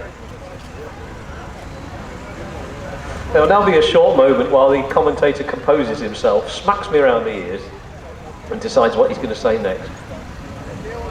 I had decided what I was going to say next, but I've forgotten now, so that's that. I bet it was rude. I'm just looking across the front of here, and I've been quite fortunate enough to own some very nice cars, but the ones that come to mind, and the rare ones, are the BMW 2002. You may have a convertible there, but I had a saloon VUJ 120J. Excellent little car. Used to boil its head off sometimes, but there you go. We've seen Ford Escorts, we've seen the sporty ones, we've seen the mundane 1300s, the family car.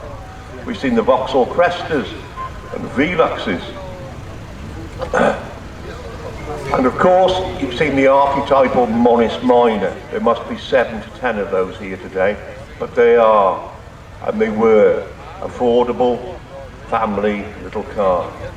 Then if you wanted some more luxury, you had a shooting brake. The Woodies, we called it. And now comes back, there you go, the VW sporty little car, HMP 704. That's the gear, isn't it, that one? Yes, it is. Then- And then the little Ford Astra. I'm just going to go gooey about the Viva, because that's the first car I remember of my parents. Mum and Dad, I know you're on the field, there's a Viva here, and it's the year after ours. Isn't that lovely? There we go, he's telling us, he's taken the badge off that says Fiat 600. Yeah, sewing machines, my mum used to call them. Very distinctive noise. Then there's Ford Escort, beloved of rallying as well. I can remember as a student being down in Aberystwyth and watching the planes rally. Missed a number of tutorials because I was going out chasing them around the stages, but brilliant to see. And what I always liked about Austin's, they kept to that little badge on the boot of every car, Austin of England. Very, very good. There's my little BMW. You ought to be locking that up tonight, sir. And then Peter Davison is, is it a Skoda, Peter? I can't remember. It's not, no I don't. You'll find out for tomorrow, you will be told. We will be told. And then we've got a little two-door GT Ford, V-Rex 1964, Spitfire. Here comes our little CIZ. bubble car, and the great big Citroen, like a floating palace.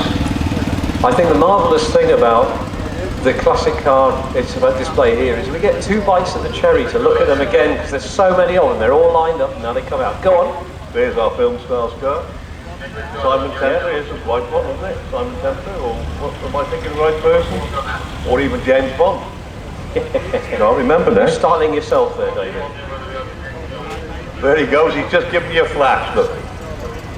Nice one, thank you. Bless him. And then we come to the sedate way to travel. You know, the big limousine, and then you said this was a Plymouth, didn't you? Yes, yeah, proper US car with a left-hand drive there. Look at the size of that. I wouldn't mind I think it's longer than a lorry, isn't it? Yeah, whereas you go from the sublime to the wonderfully sublime there of the BMW. I can't call it ridiculous. It's such a lovely little vehicle, but you could turn that on a sixpence. Mr. Llewellyn there with his Morris 1000. Lovely little Morris, yeah.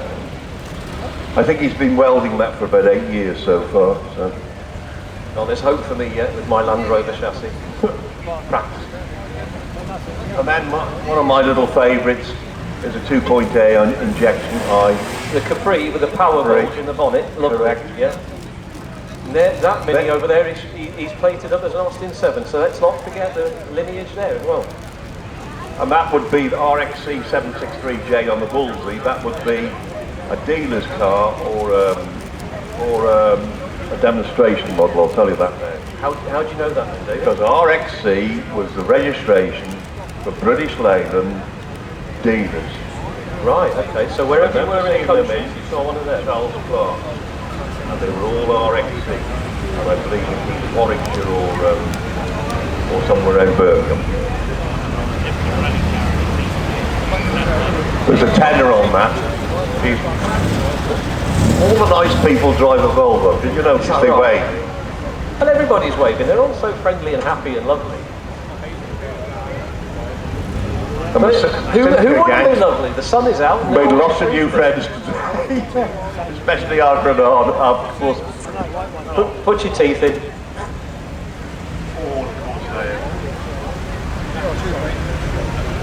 There's our friends with the Bentley again. Our friends with the Bentley, yeah. What an afternoon for it.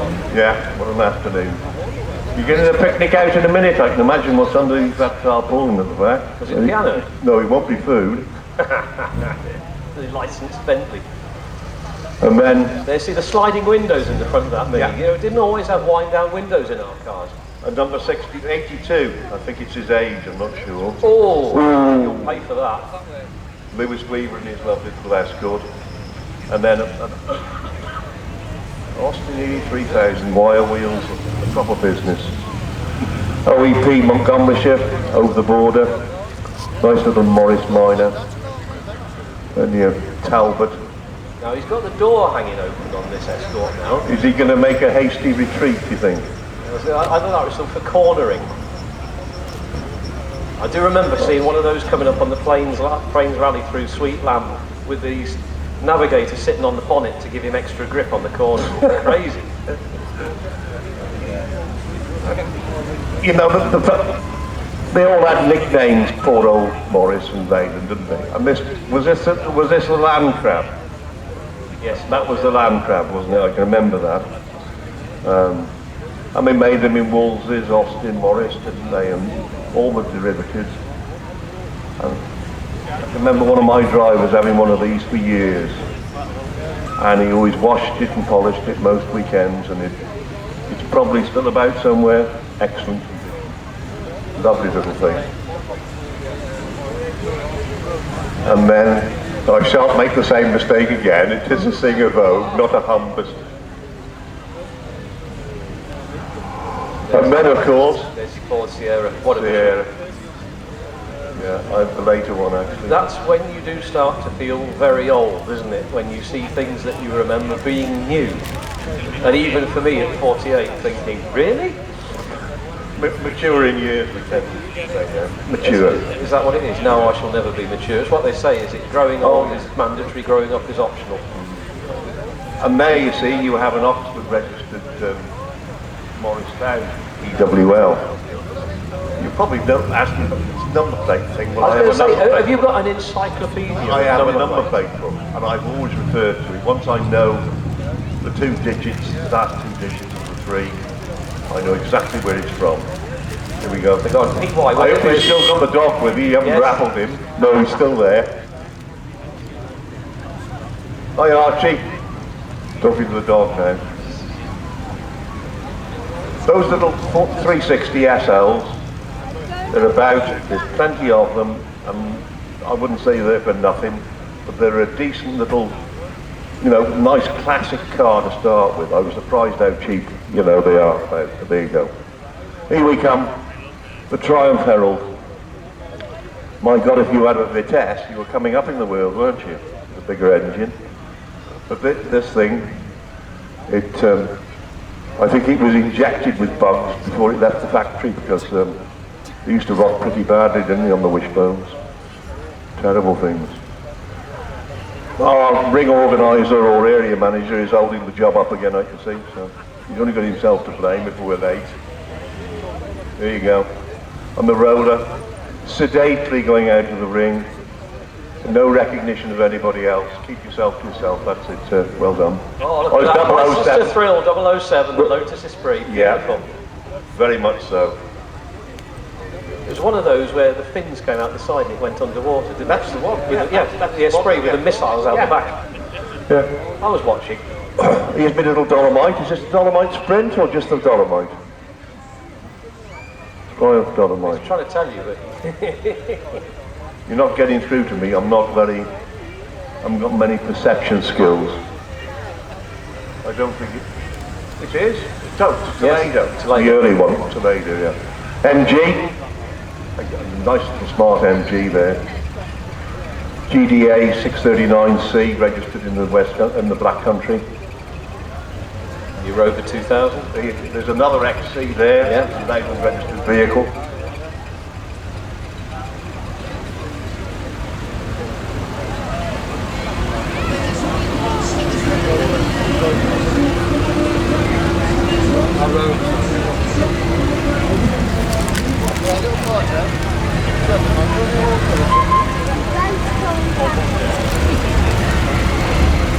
Right, here we go again. Another Morris 1000. You can have any colour as long as it's black. Oh, Henry Ford said that, didn't he? But, there you go. And the nice Reliant Scimitar. Very plain, tasteful little car, look at that. Go on then, what county is that? I've told you already. Birmingham. Warwickshire, yeah. Yeah, Warwickshire, Birmingham. And then Cambridge, yeah. This is a good game, ladies and gentlemen. Is he going to get the registration right on every vehicle this afternoon? I think he probably could. Missed this one. It'll be LM would be London, I think. Between David and Phil, I think they've got MOL at Birmingham. They've got this wrapped up. Yeah. XE. Yeah. As I say, I think Margaret Thatcher's was the same colour. She was what, royal blue or a nice light blue when she was in power.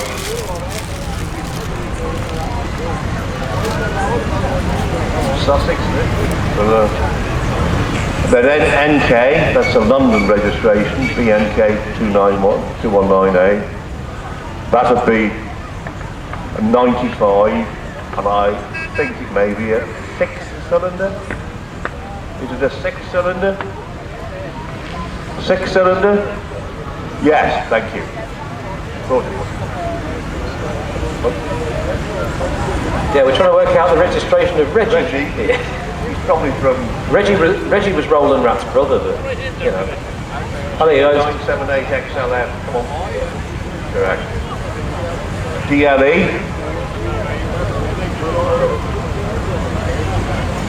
I'm still thinking. And just remember, when you see some of the Leyland made cars, they have got the Leyland roundel on them, as we call the badge on those wheel discs has got the Leyland badge on, and it's also got the Leyland square badge on the wing. A very important departure from what they called multi-make model segregation in Leyland. They started to badge them. It's here somewhere.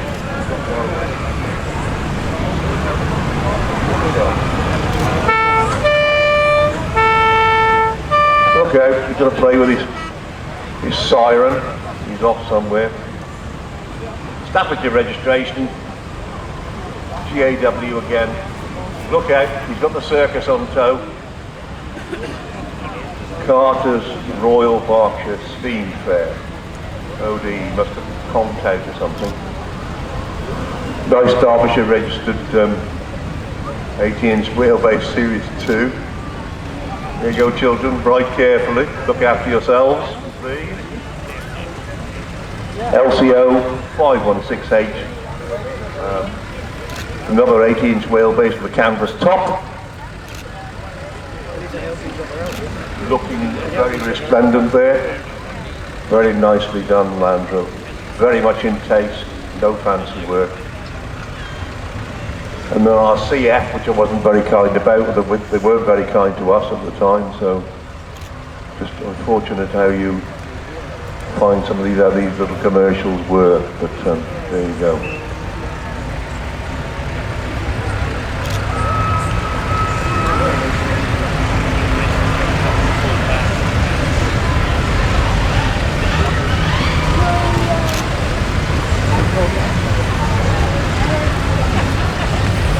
We've got a few Land Rovers coming by now, Series 1s and 2s. Then our coat, our EP is, what's wrong with you thinking?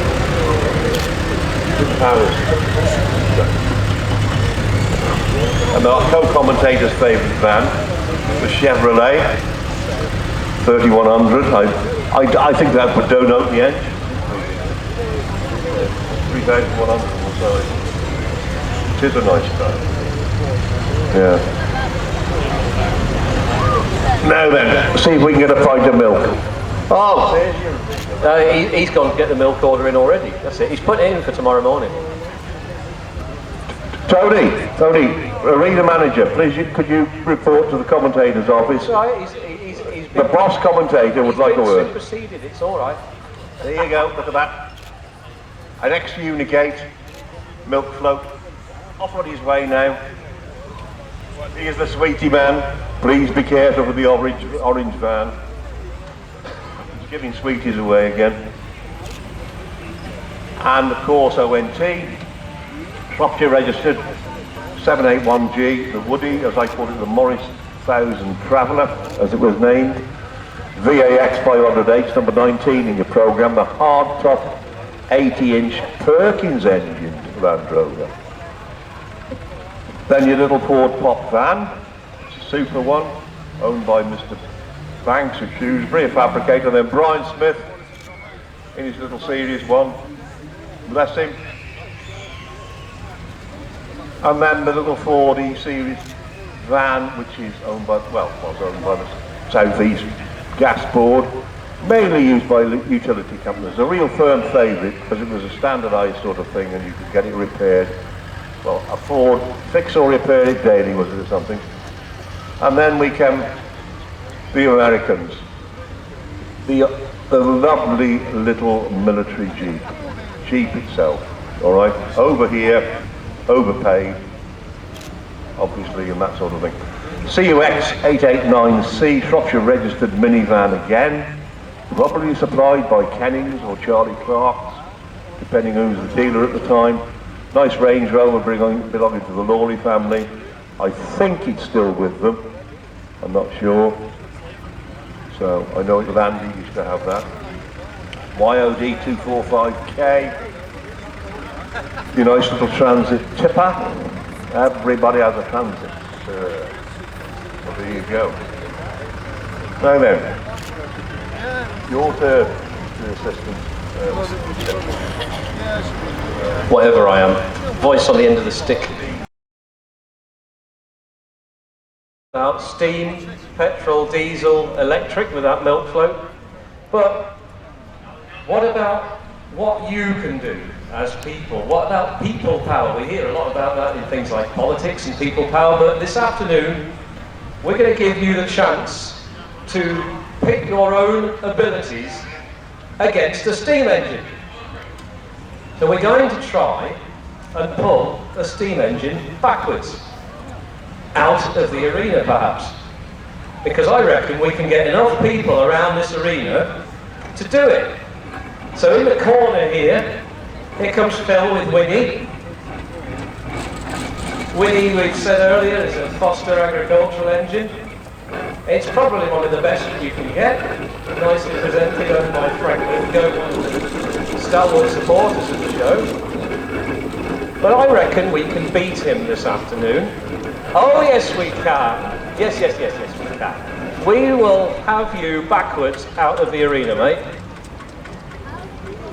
Tony and team have got a rope, which they're now taking out on the cotton reel, ready for us. I did wonder and worry that it was a noose to hang me with at some point, but they've assured me that that's not the case, and they're not going to bully me into submission. But when Tony gives us the say-so, we will be inviting people to come into the arena and pit your strength against a steam engine. You come across tug of wars, where you get one village against another, or a football team against another, or a rugby club, rowing club, whoever, one village against another. But there are very few places where you get to have a go at pitting yourself against a steam engine. Now this has been going on at steam fairs around the country for decades. The first steam rally was 1951 at Appleford in Oxfordshire, when two gentlemen, Miles Chetwynd Stapleton and Arthur Napper, they bet for a barrel of beer that they could race each other's engines against each other, and the loser bought the beer. And steam engine racing began what we now know as the steam rally movement. But look at Phil, I think he's showing off this afternoon. Look at him going round there, driving all the way around the edge as if to say, look at me, I'm better than the lot of you. I think we know different, don't we? I'm not into getting people to boo, because I don't like the idea of booing somebody and making them uncomfy. But I think that's blatant. It's a lovely afternoon, and he doesn't have to go around there showing us all this nice shiny engine, but he's going to. Tony and the guys are playing with the cotton reel. I think they found the end of the rope, which is always helpful.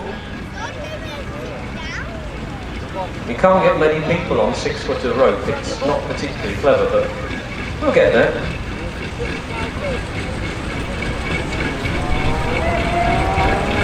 All sorts of things still on the go around us, as we can hear and see from the working arena and the steam ploughing. I can hear spit-bang engines down in the working. I can hear various noises of the fair behind us.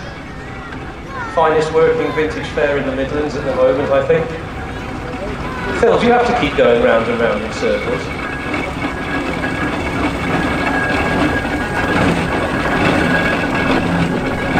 I'm not entirely sure how many ends of this rope they've got. It's the Salop rope trick. There we go. I think Phil's now heading towards the middle of the arena so that he can join the fray and get in position.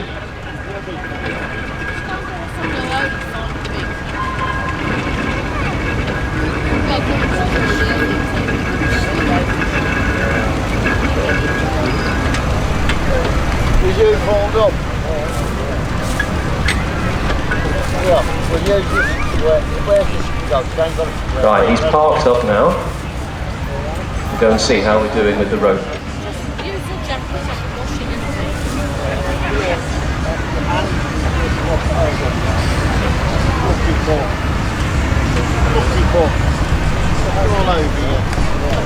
Tony, have you found the end yet? Found 2 ends. Is there a middle? He says there's only one end on the rope, and one end is the beginning. I would say we have trouble with him. Yes, all right, the end and the beginning. Yeah, all right. So there's a beginning of a rope and an end of the rope. So we've got the engine here. We're going to pull you backwards, mate.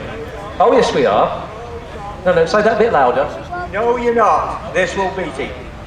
Come on, folks, together. Oh, yes, we are. Oh, no.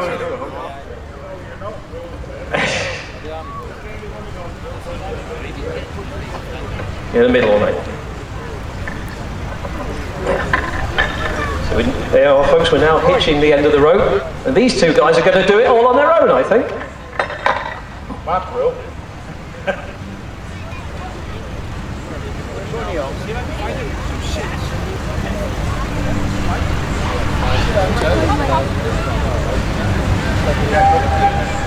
Right, folks, if there are any children around the arena who want to have a go at pulling the engine backwards, we can't do it on our own. There's one man at the end here. So boys and girls, if you'd like to come into the arena under the instructions of Steve, who's got his executive suit on, and Tony, please come in and we'll have a go at pulling him backwards. And we'll show them that we can do it and beat the power of steam. So if you'd like to come to the arena, here we go, we've got the military coming. This'll do it, no problem at all. But we need more. Come on, folks. More people. Yeah, I can see you coming. Bring mum and dad if you want. We'll do it. Marvellous. Loads of folks. Tony will help. He'll tell you where to stand. Tony will watch. Oh, all right. Is that an executive position?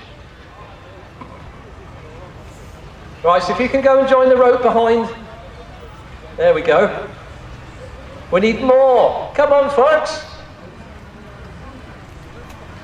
Steph's coming with a very young volunteer. Brilliant. Any more boys and girls want to come and have a go? Are we going to have a go? What do you reckon? Is everybody ready? Do you know how to... So we do it on the count of 3, shall we? Any more coming? Yeah, we've got some more coming. Brilliant. Any more boys and girls? Bring your mum and dad if you've got shorts on. They want me to come and pull, I'll be no bloody use. Right. We'll wait till we've got these 3 folks on the rope and we'll have a go. Oh, there's another young lady coming now and a little boy. Nice one, come and join us. We'll show him what we can do, won't we? Are we all ready? Yeah? Round the arena, can you all cheer them on when we have a go, please? Yeah, we've got more coming. We are going to have you, Phil. He still says we won't. Oh, yes, we will. Oh, yes, we will. Are we going to pull him backwards? Yes! Come on! Right, are we ready? On the count of 3, and I'd like everybody around the arena to cheer them on, please, because they've come fantastic volunteers to help us. So, are we ready, folks? 1, 2, 3, pull! Pull! Come on, folks. You've got him. Look at him. Look at him. He's going backwards. You've won. You've won. Come on. Come on. Keep going. Keep going. Oh, oh, oh. Oh. Oh, he's got you warming up. Go on. Have another go. Have another go. Come on. Keep going. Oh, he's having another go, isn't he? He's trying hard. He's trying hard. You've got him. You've got him. Have another go. We're going to beat you, Phil. Look, he's struggling. Go on. 3, 2, 1, big pull. 3, 2, 1, big pull. Keep going. Keep going. Look at it. Look at him. He's on the run. He's lost out. Oh, is he? No, that's a dirty trick. That is. Oh, and again, folks. 3, 2, 1, pull, and pull, pull. Go on! Come on, folks around, cheer them on! Pull! Pull! Pull! Go on! Keep pulling! Keep... Oh! Pull! And again, 3, 2, 1, pull! Oh dear, let's have a go as well. So let's go. There, I'm on it now. We'll all have a go. Pull! Pull! Yay! Oh, this is harder than you think, isn't it? And again, keep pulling. That's it. You've got him now. Keep going, keep going. They're going to shake hands now. Do you think this is cheating? Oh, he's going to oil the wheels. Keep going. Keep pulling then. Another go, because we'll need to get to the edge of the arena. 3, 2, 1. Big pull! And another big pull. And another big pull. Steve, whose side are you on? He's on his own side. Oh well. One last go, boys and girls, ladies and gentlemen. 3, 2, 1. Pull!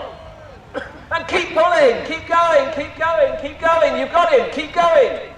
Keep going. Keep going. Nice one. Nice one. That's it. Phil, I think you've got to admit defeat, mate. They've done it. Round of applause, ladies and gentlemen. Fantastic effort on behalf of our rope team. Well done. There you go. People power beats steam power. Fantastic. How's your hands?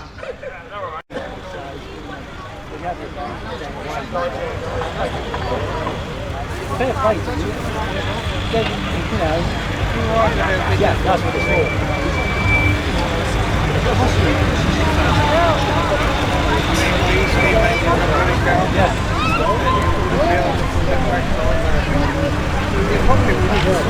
Well, on inspection, Steve Mills has told me that they've actually flattened the rope with the effort there of pulling the engine backwards. So that actually shows you that's not a sham. They really were working hard there on that engine. Which just goes to show when you get enough people together, anything is possible. It's teamwork. And that's as much about what this rally is as anything else. It's teamwork because it all comes together. So as we're heading towards the end of our arena event, I think it's time to give a big hand to the arena team, Tony and Steph and the cadets, for everything they've done, because they've worked very hard. Tony hasn't had any dinner yet. He told me he hadn't. But thank you very much, everybody, for all you've done. You've made the show Did the army help you? seamlessly. It's been the first time for 3 years that we've been able to be here and do it, and you've pulled it all together. Thank you, ladies and gentlemen, as visitors coming to see us this afternoon, coming and supporting this event. It's great to have you all here. You've brought the weather, you've brought the crowds. We've laid on a fantastic show for you. This evening, if you're still around, we've got a church service at 6 o'clock here in the arena, and you're very welcome for that. David, you're looking like you're going to I got some feedback from one of your tug of war people. Oh dear. Us. Yeah, brilliant. Mally. The army. So the army helped Mally pull the engine backwards. We did that. Wasn't that good? Thank you very much. Coming again tomorrow? Oh, right. I don't know whether I'll come again tomorrow or not. No problem at all. Look after yourselves. Right? Yeah. So there we are, everybody. Once again, thank you to everyone for your support. Thank you for everyone attending. Thank you for exhibitors. Tony's going to point at me again. I've forgotten. Adult? What? Are we going to have another go? Yeah, have another go. Oh, yeah, we thought it was all over. Ah, they never told us. It isn't over yet, ladies and gentlemen. There is a saying about it ain't over until something's happened, but we're going to have a go with the adults of pulling the engine backwards. So, if you are feeling particularly strong and fortified after your various things this afternoon, if you've had full English or fish and chips or whatever, they want us to have a go with adults at pulling the engine backwards. And now I can see people all around the arena getting up and going home. No, no, no, no, no. A public gate is closed unless you come and have a go at pulling the engine. So Steve's going to put this specially prepared rope back on. There is one brave gentleman. Sir, I salute you. Come on, folks, don't be shy. Come and have a go. If the kids can do it, so can we. If not, then this gentleman and I are going to summon and use the power of prayer, and we'll do it on our own. Come on, folks, this is terribly embarrassing standing here. Oh, there's another gentleman. Right, excellent. So that's 2 of us. Oh, the cadets are back in. They will show us how to do it. No, you don't go back again, sir. Excellent. Come on, anybody with a pint around your fortified bit of Dutch courage, come and have a go. What are you doing with that oil drum?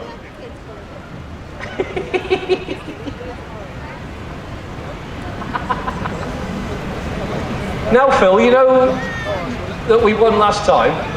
This is your nemesis, mate. We're going to do with half the number of people what we did with the kids.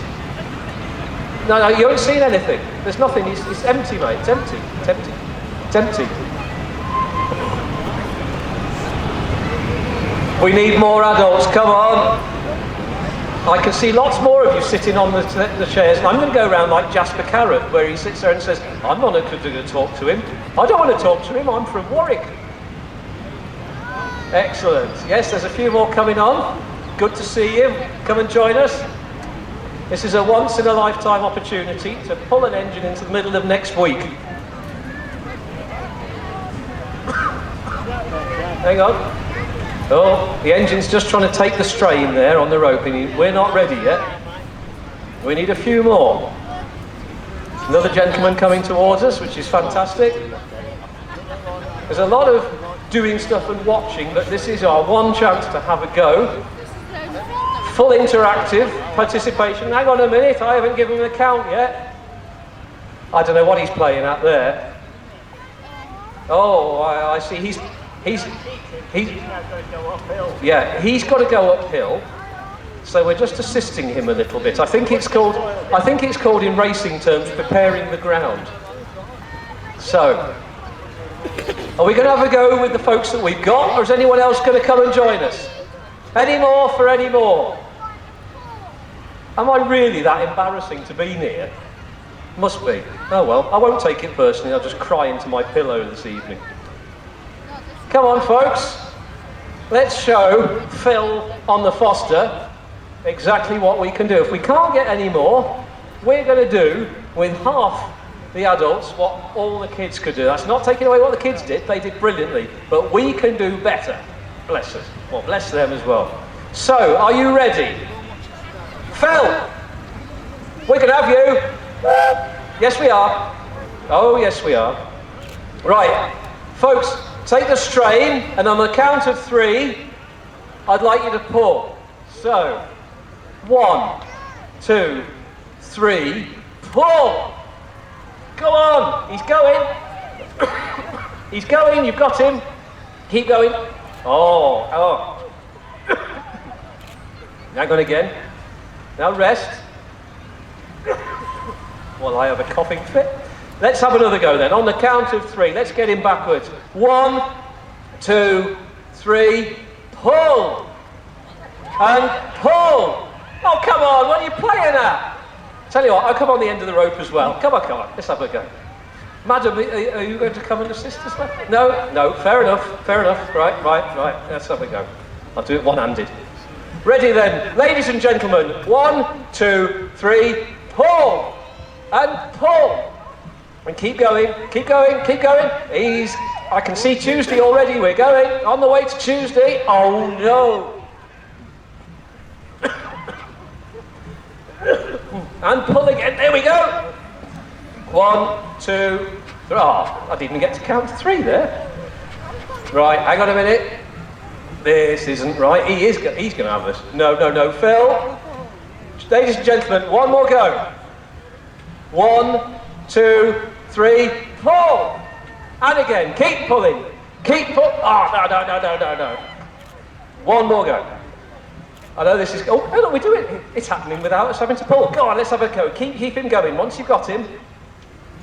1, 2, 3, pull. And again, pull. Should be like rowing, shouldn't it? Pull. Oh, dear. He's not getting a beer tonight. He really isn't. Well, I think we're all bushed. I think he's won this occasion, but thank you very much, ladies and gentlemen. A round of applause for our willing volunteers. Thank you all ever so much.